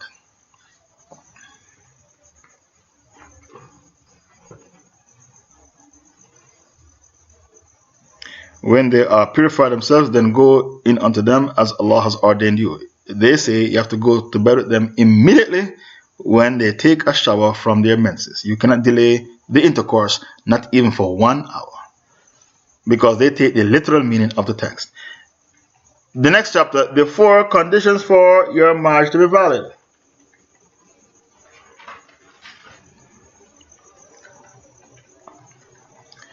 The first condition is in bold writing. The first condition is the proposal.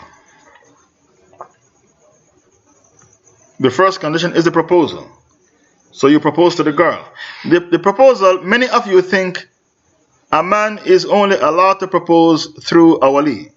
You have to ask the father for the girl or her brother or her uncle. My sheikh said that is wrong. That opinion is wrong.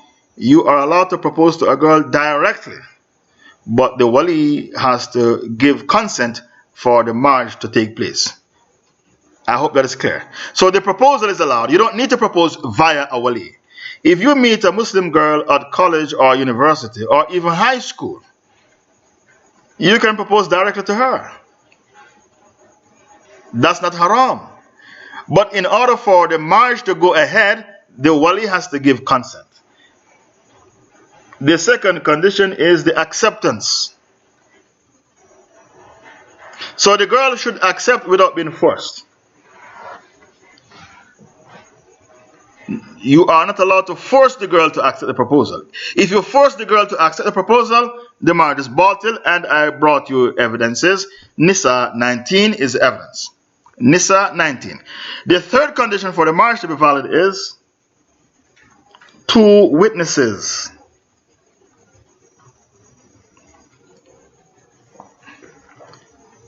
Because of the hadith, there is no marriage without a wali and 2 witnesses.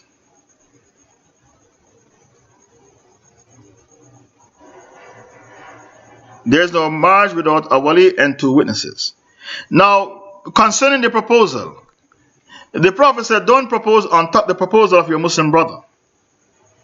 Many of you think if a man proposes to a girl, you are not allowed to propose to the girl. The Hanbali said, you don't understand the hadith. Listen to the hadith.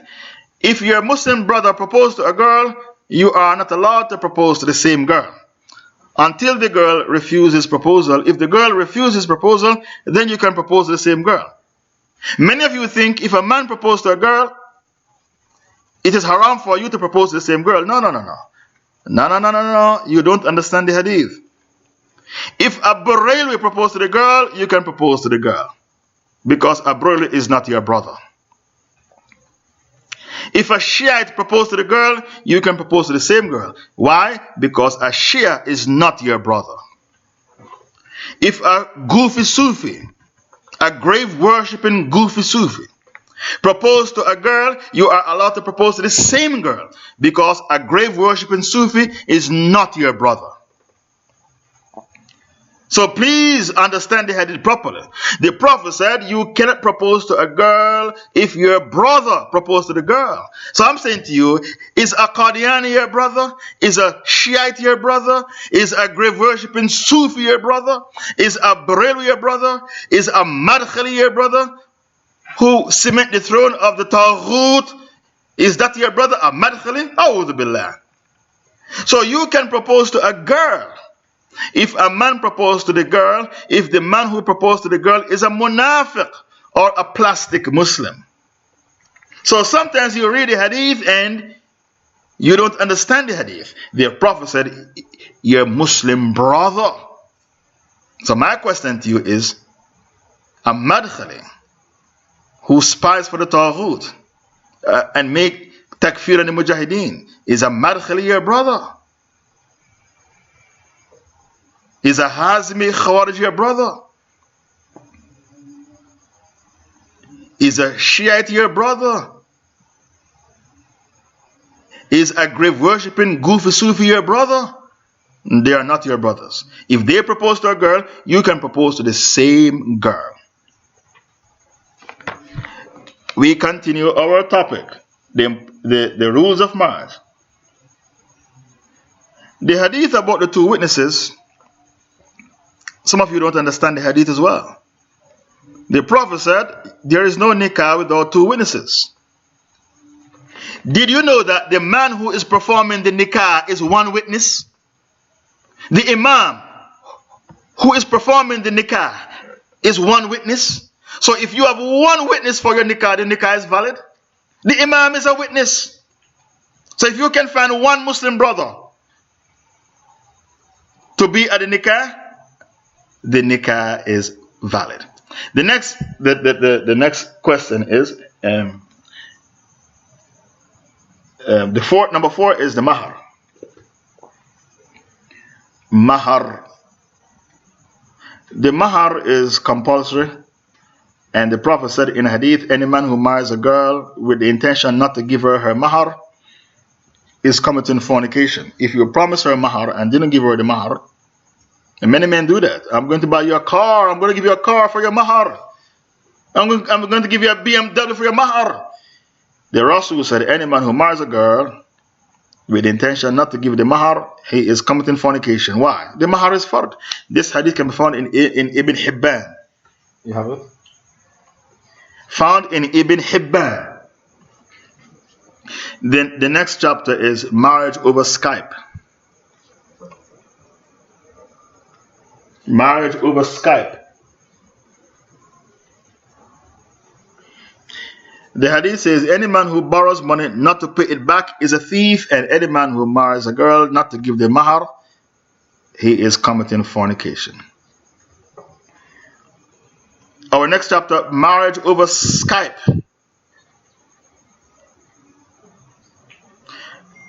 Forget about the hadith, it's okay. You can insert the hadith later. Marriage over Skype is permissible. Who allowed it? Bin Baz. Bin Baz. Bin Baz was a modern scholar. Bin Baz allowed it. He said if there is no tampering, then it is permissible. Marriage over Skype marriage is permissible if there was no tampering. The reason why the Muslims allow marriage over Skype, the ulama, so that Islam is modern. We embrace modernity. Our religion embraces modernity. Go to Dubai for a trip. Dubai is more modern than Europe and America. Something you didn't know. Muslims embrace modernity. Go to Dubai for a trip.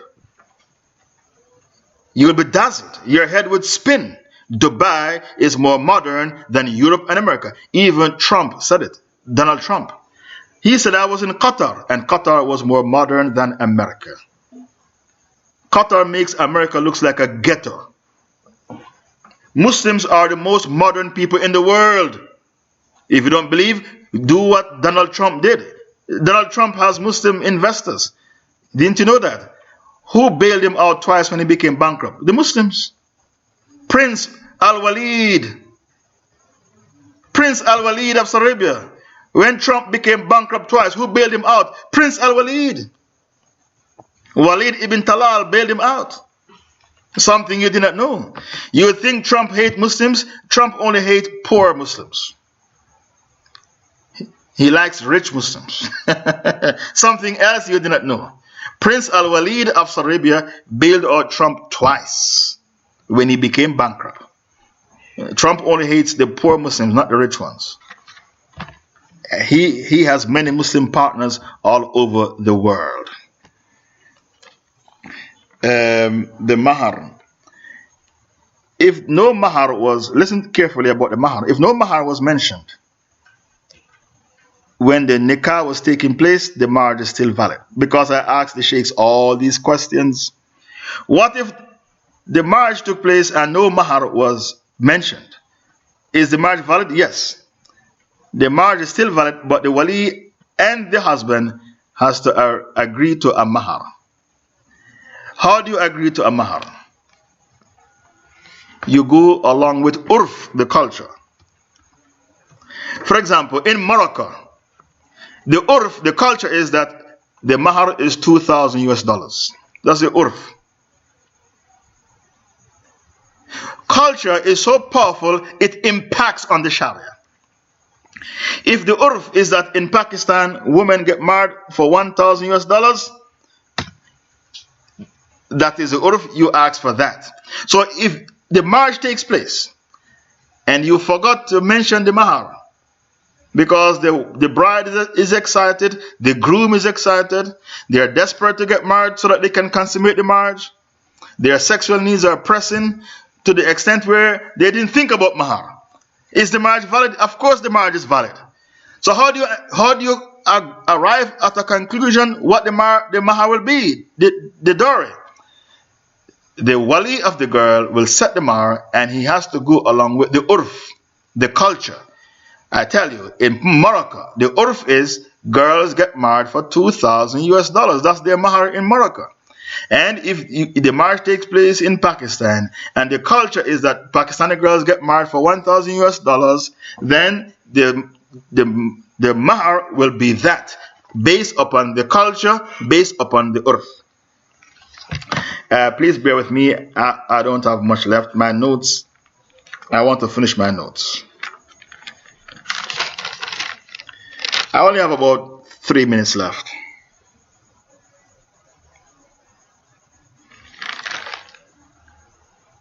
The last chapter is backbiting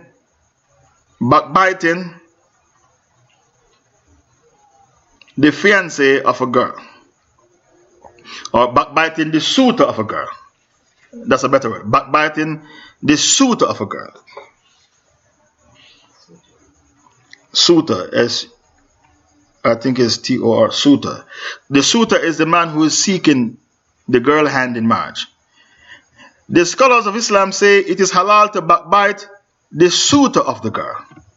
So if a man proposed to your daughter and then you ask about his character, and a Muslim brother said, oh my God, don't marry your daughter to that man. He's a womanizer. He goes on the internet and meet girls on Facebook and sleep with them in hotels. This man is a womanizer. He picks up girls from Facebook and sleeps with them in hotels all over the country. Don't marry your daughter to that man. A'udhu billah. I would never give my daughter to that man. that is permissible.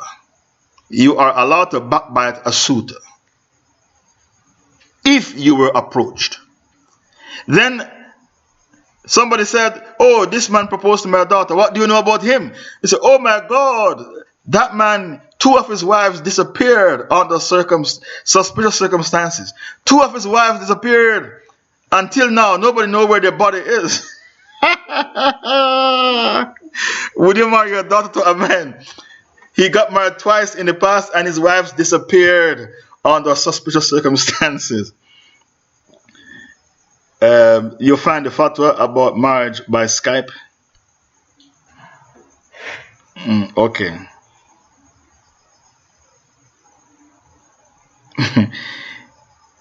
What is the evidence that you're allowed to backbite the suitor? But you're only supposed to backbite him if somebody asks for a character reference.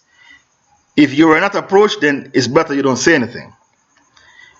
The hadith of Fatima bin Qais. Find the hadith, please. Muawiyah proposed to her, and Abu Jahm proposed to her, and she became confused.com. She did not know who to accept. Should I accept Muawiyah or Abu Jahm? So she said to the Prophet, who should I accept? The Rasul said, Muawiyah is tight-fisted, stingy. He doesn't spend on his women. Like father, like son. Abu Sufyan was tight-fisted as well. Abu Sufyan was tight-fisted. And Abu Jahm is a wife beater. So marry Usama. She was shocked when the Prophet said marry Usama, because he was the son of a freed slave. She married Usama and the marriage was successful. So the Prophet exposed the weaknesses of the 2 men. Muawiyah is stingy. Abu Jahm is a wife beater. So this is the evidence used by the scholars to say you are allowed to backbite the suitor who wants to marry a Muslim girl. You can expose his weaknesses and say to the girl, if you want to marry him, it's up to you, but he is on drugs. He's on drugs. He's on heroin. If you want to marry him, that's your business. All I can say, he is on drugs. Or he's a womanizer. He goes to Facebook and pick up girls and sleep with them in hotels all up and down the country.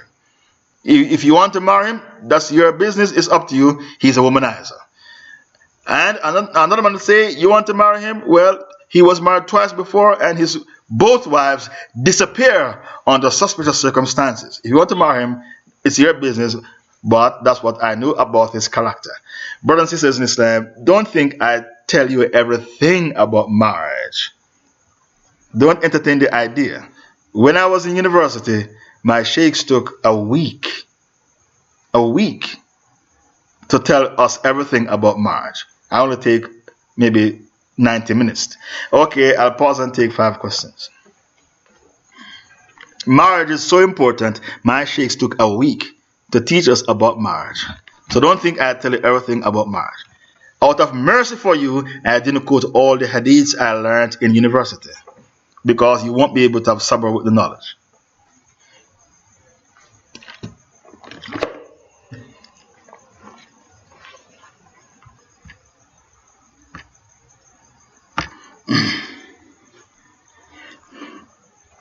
Bismillah. What is your opinion or ruling if a Muslim woman is married to a wife beater?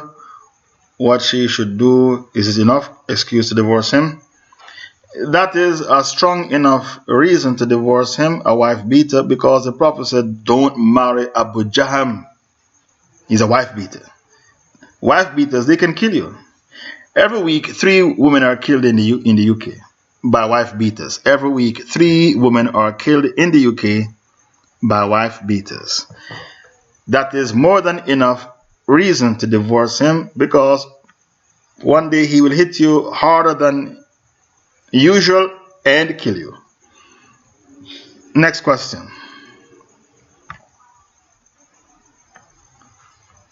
Is it permissible to be away from one's wife in search of wealth, knowledge, or status for many months or even years? It is haram to be away from your wife for more than 4 months. Who passed that law? Omar. Because the husband was on the battlefield fighting and the wife was crying because her sexual needs were not met. She felt abandoned. She was crying for sex. And Omar heard her crying. So Omar said to his daughter Hafsa, how long a woman can stay without sex? She said, you are my father. I'm embarrassed to discuss this topic with you. And he said, but Hafsa, if I did not want good for the Muslims, I wouldn't have asked you.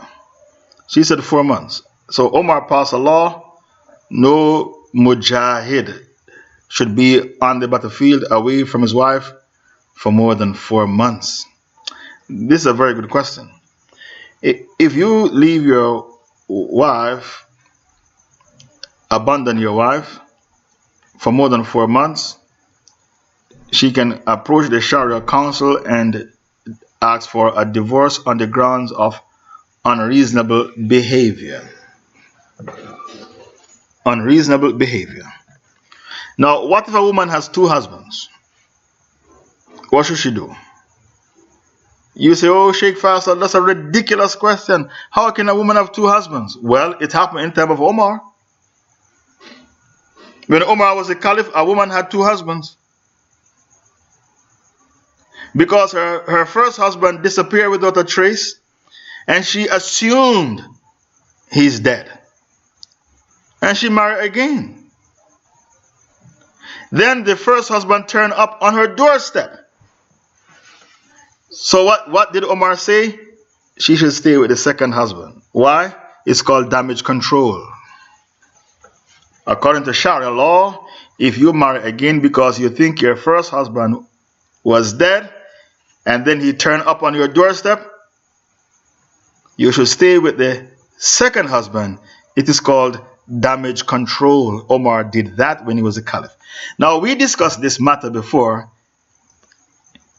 and I laughed, and then a sister PM'd me in secret and said, Sheikh Faisal, you're laughing about a woman has 2 husbands. It happened to me.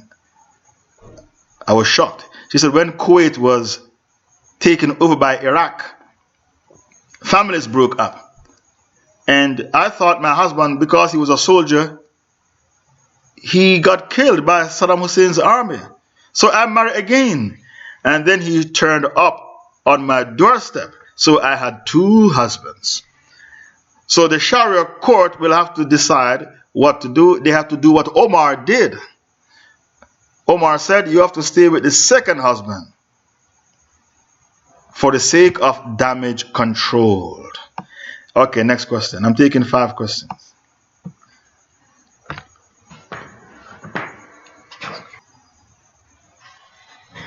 No more questions? A lot of questions? Subhanallah. This second question is very, very important. The second question about a man who stays away from his wife for many, many months is very important. You cannot stay away from your wife for more than 4 months. It's haram. Because she has her sexual needs. Did you know that according to Sharia law, you have to go to bed with your wife once every 4 days? Who passed that law? Omar again. According to Sharia law, you have to go to bed with your wife once every 4 days. Who passed the law? Omar. So if you are supposed to go to bed with your wife once every 4 days, how can you disappear for months?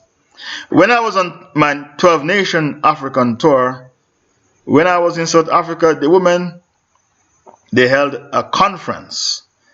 Ladies only conference. No men are allowed. The only men that were allowed are the bodyguards of Sheikh Faisal. Nobody else. And over 300 women turned up and they asked me many questions. I said to the women, according to Sharia law, your husbands have to go to bed with you once every 4 days. The woman went back home and said, Sheikh Faisal said you have to go to bed with me once every 4 days. You cannot go in Tablighi Jama'ah anymore. No more 40 days, no more 4 months. The men rang me up and said, Sheikh Faisal, you dropped a bomb in the community. Our wife said we cannot go to Tablighi Jama'ah anymore because you told them in the ladies' conference we have to go to bed with them once every 4 days. That is called fitna. It was never my intention to cause fitna. Sheikh, there is a narration that says Aisha was playing with dolls while married to the Prophet. Is this sahih? This hadith about the Prophet getting married to Aisha when she was 9 is not sahih. First of all, it contradicts the Quran because Allah said that the covenant, Surah Nisa, verse 21, the covenant between you and your wife has to be mithaqan ghalitha, a firm covenant. How can a firm covenant take place between a 50-year-old man and a 6-year-old girl? That doesn't make sense. That's not possible. Secondly, according to all the history books, Aisha migrated when she was 17 years old, and her sister Asma migrated when she was 27 years old because they had 10 years between them. And then she got married 2 years later. So how can she consummate a marriage when she was 9, when history says she migrated from Makkah to Medina when she was 17? Secondly, according to Bukhari, the Prophet took Aisha to the battlefield. Isn't that so? The Prophet took Aisha to the battlefield, the battle of Uhud.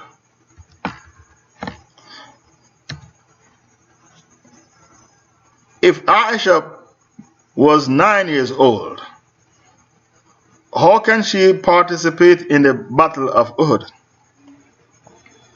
When the Prophet said, I will not take anyone to the battlefield unless they are 15 years old. Why would the Prophet take a 9-year-old girl to the battle of Uhud and turn back people who were not 15 years old? And when she was at the battlefield, she poured water into the mouths of the Mujahideen because it was a hot day. She and Sulaim, the mother of Anas ibn Malik. Sulaim, the mother of Anas ibn Malik, was with Aisha on the battlefield, pouring water in the mouths of the Mujahideen. So that hadith, it doesn't stand up to scrutiny that she consummated her marriage at age 9. I gave you the link. Why don't you read the link? Do the research. The hadith doesn't stand up to scrutiny. Aisha consummated her marriage when she was 19 years old, not 9 years old. And the Christians are the ones who like to quote that hadith and use it to condemn the Prophet. Because I debated with a kafir on Jamaican TV and he brought up the hadith even though marriage was not our topic. It's called to hit the person below the belt. Can I divorce my pregnant wife whom I married before I accepted Islam? She is a kafir and says she never will accept the haqq. There is no scholar who says you can't divorce a pregnant woman. Of course, you can divorce a pregnant woman. What you are not allowed to divorce is a menstruating woman.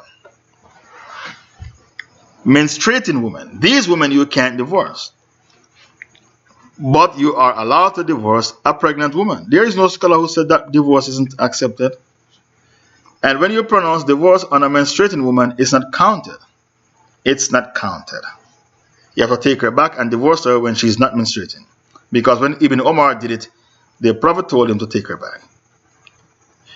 If a man is allowed to see the woman naked according to an opinion, what about seeking information about the size of the man's penis, especially women who are reverts? This is an important question because, believe it or not, many sisters complain to me that their husbands are too small for them. These reverts used to have sex with men who had 9 inches. How many 9 inches, how much is that in centimeters? 15 centimeters is 6 inches. The normal size of a man is supposed to be 6 inches. But I'm saying some reverts slept with 20 men in Jahiliyyah. So they are accustomed to a certain penis size. So when they come to Islam, sometimes they complain. Sometimes they complain. Wallahi, sometimes women come to me and complain and say they want a divorce because they are not satisfied in the bedroom. Sisters, there is no Muslim woman who will ask that question about the size of the man. You know why? The man will never marry you. If you ask a man his penis size in the sit down is the interview for the marriage. He will never marry you and say you are too forward. You scare the man away. It's better for you to put your trust in Allah and go ahead with the marriage. Tawakkul. Put your tawakkul in Allah and go ahead with the marriage. Don't ask about penis size. He will never marry you. He will be turned off and say you're too forward. Assalamu alaikum, Sheikh. Sorry I made it to the dars late. Can a Shia or Sufi who will become Christian or a Jew be married, seeing as they are not Muslim in the first place? This is a very, very important question. Listen to the question. A Sufi become a Christian, a Shia become a Christian. Can they be married because they were not Muslims in the first place? Now, this question is very important. Do you know why? A Shia is kafir asli, just like a Christian. A Barelwi is kafir asli. They were never Muslims because they did not reject the Taghut. So when people say the Shiite is an apostate, that is rubbish. That's crap. How can a Shiite apostate from Islam when they were never inside the fold of Islam at any time? Impossible. A Barelwi cannot apostate. A Sufi cannot apostate. They are kafir asli, an original kafir. They were never inside the fold of Islam because they did not reject the Taghut. You can't be a Muslim unless you reject the Taghut. And even though a Shiite is a kafir asli, you cannot marry a Shia who become a Christian. You know why? Because for you to become a Christian, you have to stop believing Muhammad is a prophet. You have to stop believing Muhammad is a prophet. And if a Sufi or a Barelwi become a Christian, you cannot marry a person. Why? In order for you to become a Christian, you have to stop believing Muhammad is a messenger of Allah. So they are still considered apostates. Why? Because they had a so-called Islamic heritage. Not a proper Islamic heritage, a so-called Islamic heritage. You can marry a Christian girl who was born from Christian parents, but you cannot marry a Muslim girl who became a Christian, because a Muslim girl who became a Christian is an apostate. The scholars gave us 17 women who we cannot marry, and one of these women is an apostate. The Bin Baz fatwa is that for any girl of any religion or just Muslim, Christians or Jews, is the wali a witness also? The wali is a witness, of course, and the man who did the nikah is a witness. You don't need to get two witnesses who are not wali or the imam. The imam is one witness and the wali is one witness. That's two witnesses right there. That is the explanation given to me by my sheikhs about the nikah.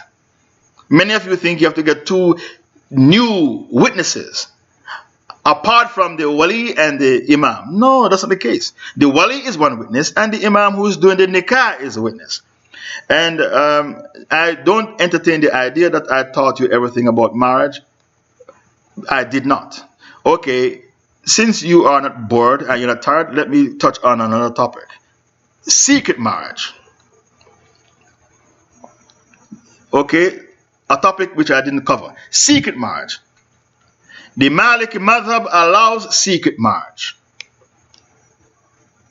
The other Imam said it is makruh. And they quote the hadith, beat the drums when people get married. So a man is married to his secretary and the wife doesn't know.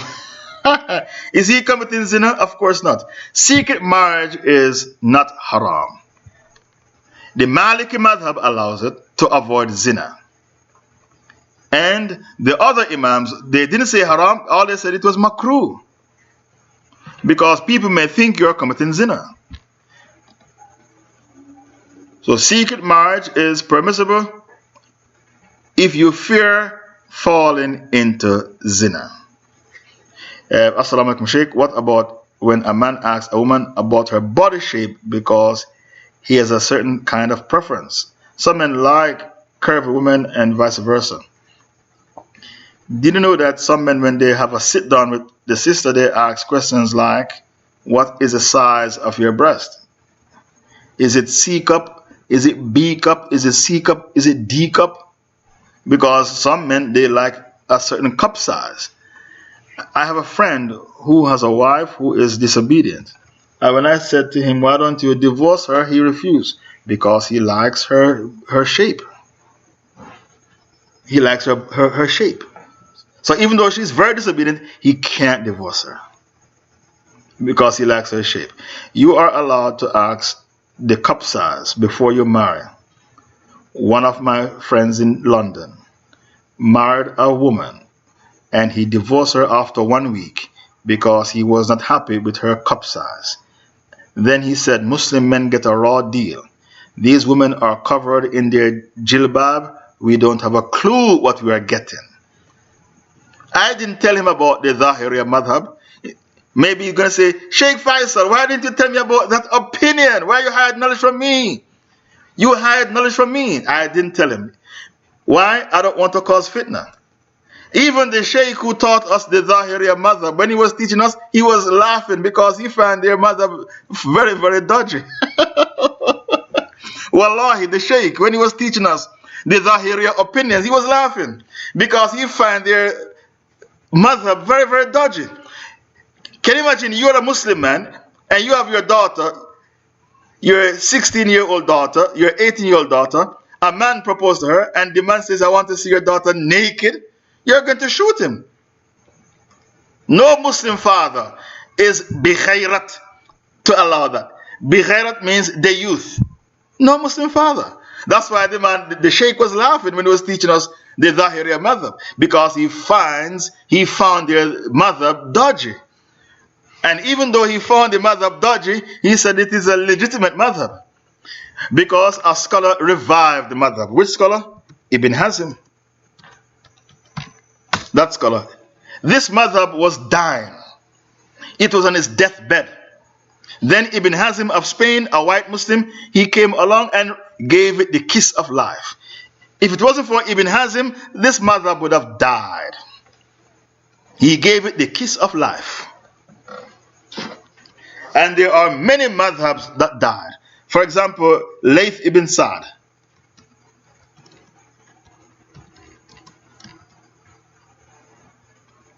From Egypt. What did Imam Shafi say about Layth ibn Sa'd? Imam Shafi said Layth ibn Sa'd is more knowledgeable than Imam Malik. Yet his madhab died. Why? Because when he was preaching and teaching, his students let him down. They did not preserve the knowledge. They were lazy. They let him down. Another madhab that died. Ishaq ibn Rahawayh. That is a very powerful madhab. It died. Another madhab that died, Al-Awza'i. Al-Awza'i. Another powerful madhab, it died. If you don't have students who can take notes of what you're saying and preserve your knowledge, your madhab is going to die. These are very powerful madhabs. Layth ibn Sa'd, Ishaq ibn Rahawayh, Al-Awza'i.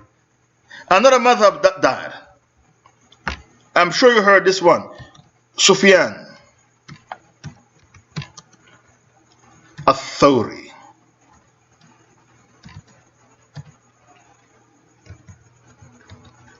Sufyan al-Thawri. Another madhab that died. So you think only 4 madhabs? Muslims only have 4 madhabs? No. Abu Hanifa, Malik, Shafi and Ahmad. No. These are the 4 that survived. You need to be specific. These are the 4 madhabs that survived the test of times.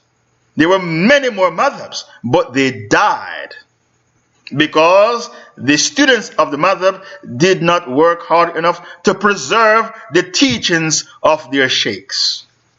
They were lazy. Why do you think you hear me screaming at the admins to provide the hujjah? Where is the hujjah? Where is the hadith? Where is the Quranic verse? Why? Because if you don't preserve what you are saying, it's going to die. These are very powerful madhabs. If you Google these people, they'll tell you that these people were very important Islamic scholars. But their madhab died because their students were lazy and didn't preserve the knowledge. The Zahiriya madhab was going to die, and then Ibn Hazm of Spain, the white Muslim of Spain, he came along and he gave this madhab the kiss of life. With what book? Al-Muhalla.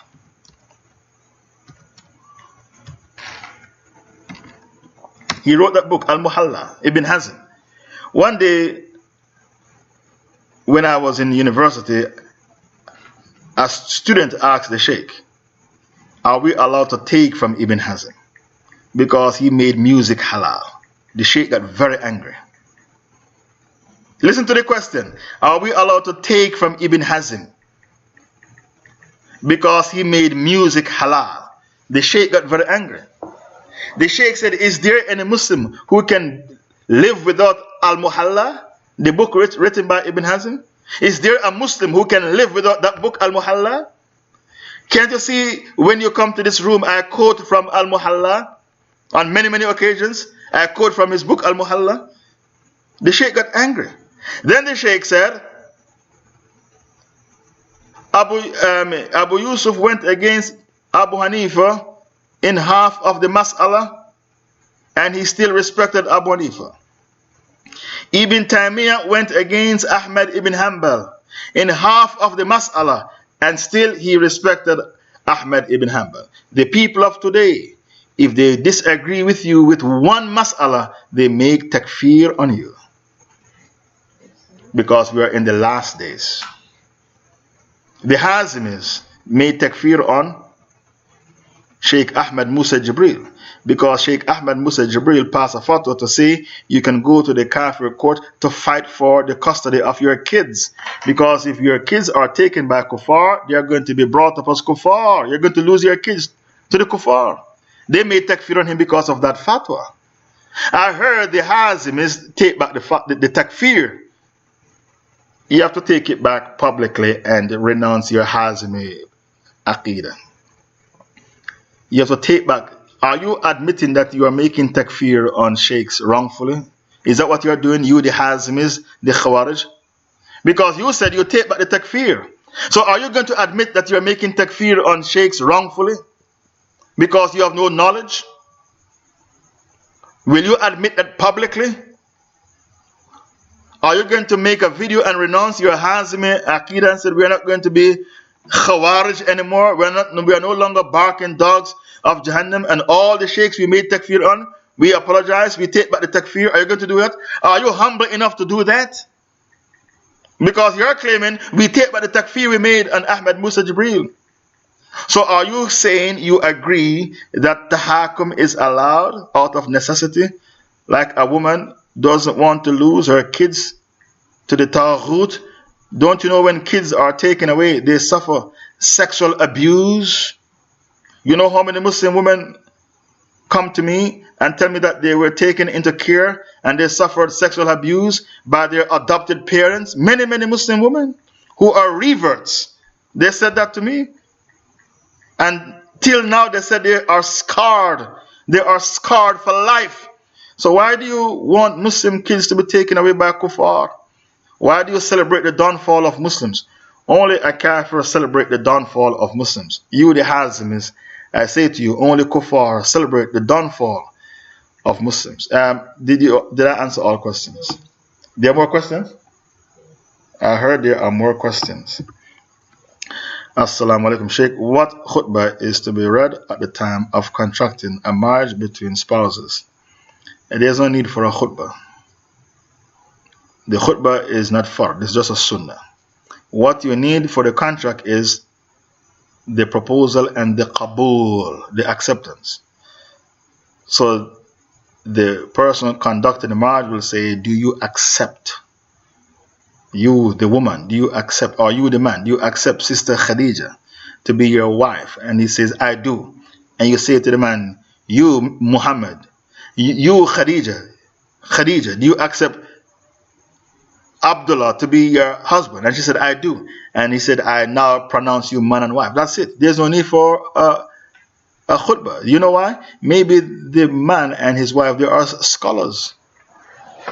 They don't need any khutbah to tell them about the importance of marriage. Maybe they are scholars. Marriage can only take 5 minutes. 5 minutes. Many marriages I performed on Skype. It took me 5 minutes. And I said to them, go and listen to the speech, the importance of marriage and the rules of marriage, the Muslim home. Go and listen. There's no need for a khutbah. What is important is the qabul, the proposal and the qabul. If so, yes, accept Islam after you already married to a kafir. Accept Islam after you was married to a kafir. If you accept Islam as a Muslim woman and your husband is still a kafir, he has to take shahada. If not, the marriage is batil. If your husband who's a kafir doesn't take shahada, you have to leave him, because you cannot go to bed with a kafir. The admins posted the hujjah, Surah 60 verse 10. Surah 60 verse 10. I didn't even give you the full tafsir of the ayah. Surah 60 verse 10. The ayah also means Muslim girls can make hijrah without a mahram. Okay? This ayah, Surah 60 verse 10. It also means it is halal for Muslim girls to make hijrah to Darul Islam without a mahram. And because of this ayah, could you bring by the ayah please, admins? Because of this ayah, there is ijma among the scholars that a Muslim woman making hijrah without a mahram, her hijrah is halal. Why? Because of Surah 60 verse 10. This ayah is so clear, you don't even need the tafsir. Surah 60 verse 10, please bring by the ayah.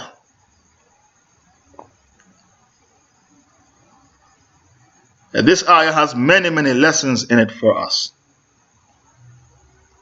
Or you believe. This ayah also, listen to what the scholar said about this ayah. It has many lessons. This ayah also means in Islam we have a visa system. We have what? A visa system. Because Allah said, examine these women when they come to you. And if you realize that they are real Muslim women, let them in. Don't send them back. Let them in the Islamic State. Don't send them back to their kuffar women, their kuffar husbands.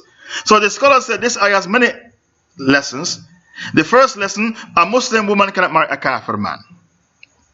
The second lesson, Muslim women are allowed to make hijrah to the Islamic State without any mahram. Because women used to do this when the Prophet was alive. They left Mecca to Medina without any mahram. The third lesson is, in Islam we have a visa system. Because Allah said, examine these women to find out if they are real Muslim women. And if you are sure that they are real Muslim women, don't send them back to Darul Harb. The fourth lesson you learn is that even though the Prophet signed a treaty, anyone who leaves Mecca to go and live with you in Medina, send them back, Allah Ta'ala intercepted the treaty. Allah intercepted the treaty with this ayah. Allah said, you can send back the men, no problem, but don't send back the woman. Because a Muslim woman cannot live with her kafir husband. Allah intercepted the treaty of Hudaybiyah with this ayah. And when the kuffar put in the treaty, anyone who leaves Makkah to go and live with you in Medina, send them back. What happened? It backfired in their ugly faces. They did not see something coming. What is that? Abu Basir.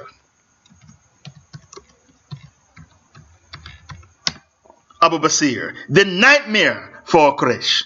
He took Shahada and he refused to go back to Mecca. He said, I'm not going back to no Darul Harb. He refused to live in Darul Harb. There are some Muslims who can't live in Darul Harb. If they live in Darul Harb, they are going to fornicate, they are going to drink alcohol.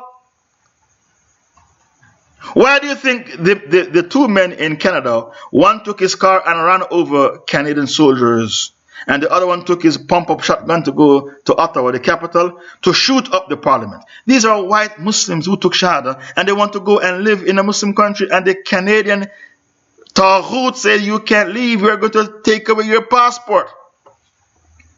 Some Muslims can't live in Dar Harb. They know themselves. If they live in Dar Harb, they're going to sleep with a lot of women. They might sleep with 50 women a year if they live in Dar Harb. They're going to drink alcohol, gallons of alcohol, if they live in Dar Harb. They're going to do haram. They're going to go to nightclub. So because they know they are weak, they are desperate to leave Dar Harb. They can't survive in Dar Harb. Some Muslims can live in Dar Harb without sleeping around with kafir women and drinking alcohol. Some Muslims. But how many can do that? You know how many times I invited my sheikhs from Saudi Arabia to come with me to the West? Because I was very close with my sheikhs. I said, you give the speech in Arabic and I will translate for you. And they smiled and said, oh, Faisal, don't invite me to temptations. And they said to me, I don't even have a passport. You are inviting me to come with you to the West to give speeches about Islam. I don't even have a passport. Don't invite me to temptations. These kuffar, they did not see Abu Basir coming. He refused to go back to live in Mecca, and he encamped in a place called No Man's Land between Mecca and Medina, and he robbed the caravans of Quraysh. He robbed the caravans of Quraysh, and the Prophet turned a blind eye and didn't stop him. Why? Because he was robbing the caravans of Darul Harb. The Prophet didn't stop him. They put in the treaty, any Muslim who will leave Darul Harb, Mecca, to go and live in Darul Islam, send them back. The Prophet signed the treaty. And that clause they put in the treaty was to oppress the Muslims, but it backfired in their ugly faces. Because Abu Basir robbed their caravans. And the Prophet didn't stop him because he was not a citizen of Medina. He was outside the jurisdiction of the Prophet. He was not a citizen of Medina. So the Prophet turned a blind eye to his Dar Harb activities. The scholars say that it is halal to rob from the kuffar if you are living in Dar Harb, if it is Dar Harb. This topic of Dar Harb, I rather not speak about it because I was warned not to speak about it. This topic, Dar Harb, I was told not to speak about it. The Muslims are so weak in Iman. If I should touch on Dar Harb, they think Sheikh Faisal has become a madman. If I tell you what the scholars say about Dar Harb, you'll think I am a madman. I make up my own religion as I go along. If you want to learn about Dar Harb, you study the history of Abu Basir, because he carried out Dar Harb activities and the Prophet didn't stop him. Because he was outside the jurisdiction of the Prophet. He was not a citizen of Medina. Assalamu alaikum. What if the father of the bride took the mahar and never give it to her? It happens a lot. Especially in the Arab world, it's called to sell your daughter. To sell your daughter.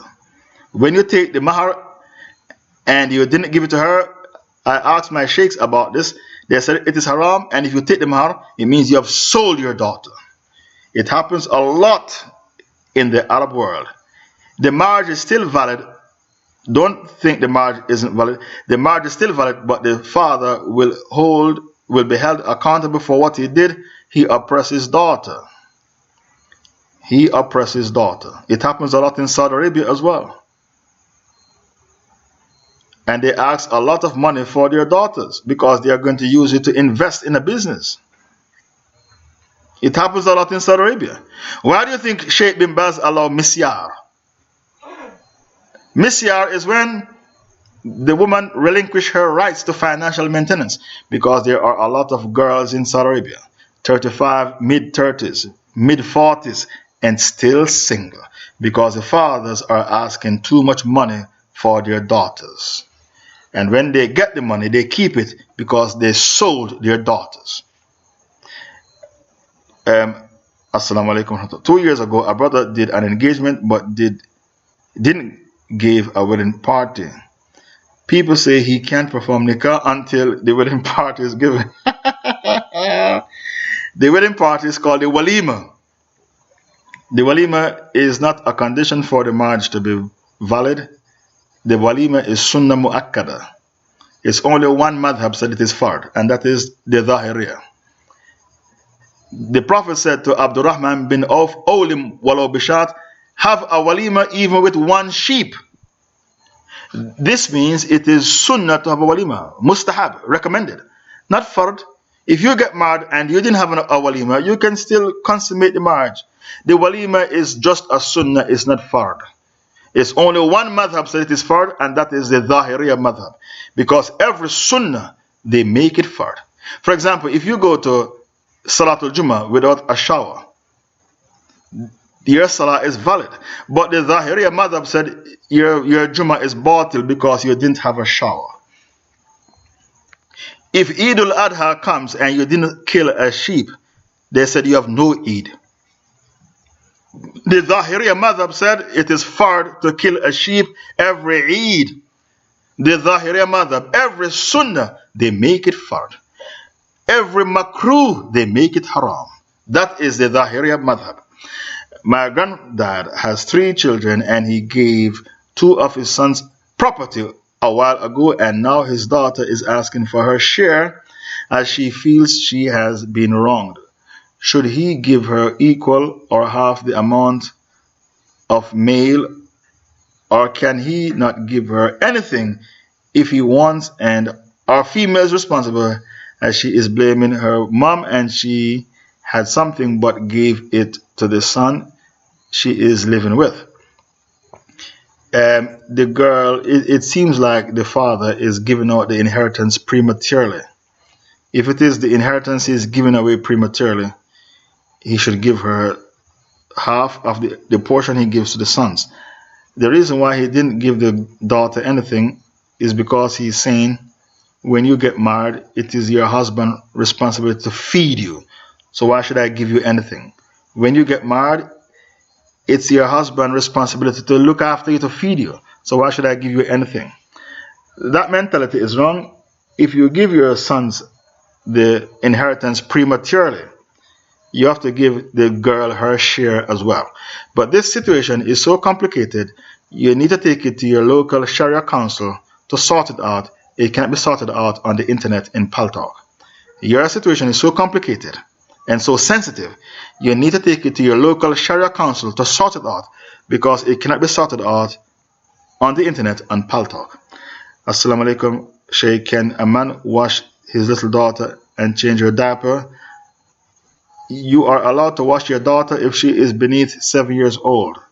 According to Sharia law, a man can wash his daughter if she is beneath 7 years old. Above 7 years old, a woman should wash her, not a man.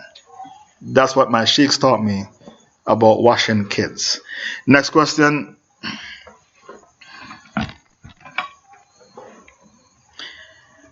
What if the first husband comes back and kills the second husband because he judged by the apparent? If he comes back, okay, this is another question I ask my sheikhs. What if you come home and see a man on top of your wife? That's what I ask my sheikhs. They say it is a crime of passion and he cannot be killed. If the case is taken to court, the judge will throw the case out of court because he was protecting his honor. So if he comes back and kills the second husband, it is unfortunate, but you cannot do anything with the first husband because it was a crime of passion and he judged with the apparent. And who passed the fatwa? Abdullah Tuwaijiri. It was a sheikh who passed the fatwa. According to Sharia law, if you catch a man on top of your wife and you kill the man and kill the wife, if the case is taken to court, the judge will throw the case out of court. The judge will say, you were protecting your honor. You were protecting your honor. So the case will be thrown out. Any more questions? This topic of marriage seems, it was my wife who said speak on marriage, you know that? Because we have no audio for this topic. No audio, just notes. So I had to speak on it. Sheikh, is marriage permissible during or after puberty? On average, girls begin puberty at age 10. According to Sharia law, once the girl reaches puberty, she can get married because when she is menstruating, she starts to have sexual needs. According to Sharia law, girls can get married once they reach puberty. Because when they reach puberty, they start to have sexual needs. But you are not allowed to force your daughter to get married unless she has needs. Listen carefully. You are not allowed to force your daughter to get married unless she has sexual needs. So if your daughter is 10, 11, 12, 13, and she has no sexual needs, leave her alone to enjoy herself or her childhood. Don't force her to get married. Ahmad ibn Hanbal said the only time a father is allowed to force his daughter to get married is if she has sexual needs and she's on the verge of acting it out. Then he can force her to preserve the honor of his family. But if your daughter is at puberty, at age 10, 11, 12, and she has no sexual needs, leave her alone. Don't force her to get married. Is marriage permissible during... we have already answered that. Concerning next month elections in Holland, politician Wilders is on top and wants to ban the Quran, close all masajid and Islamic schools. Pro-Erdogan Turks have created a party and call on imams to mobilize Muslims to vote for them to counter Wilders. What is your stance on this, considering these Turks are Democrats and Trump Muslim ban got revoked by a court? Same will probably happen in Holland. So no need for these Erdogan lovers. Erdogan is a kafir because he's a Democrat. I don't believe in democracy. I don't believe in voting. You should know that by now. I don't believe in voting. I don't believe in democracy. Democracy is a religion.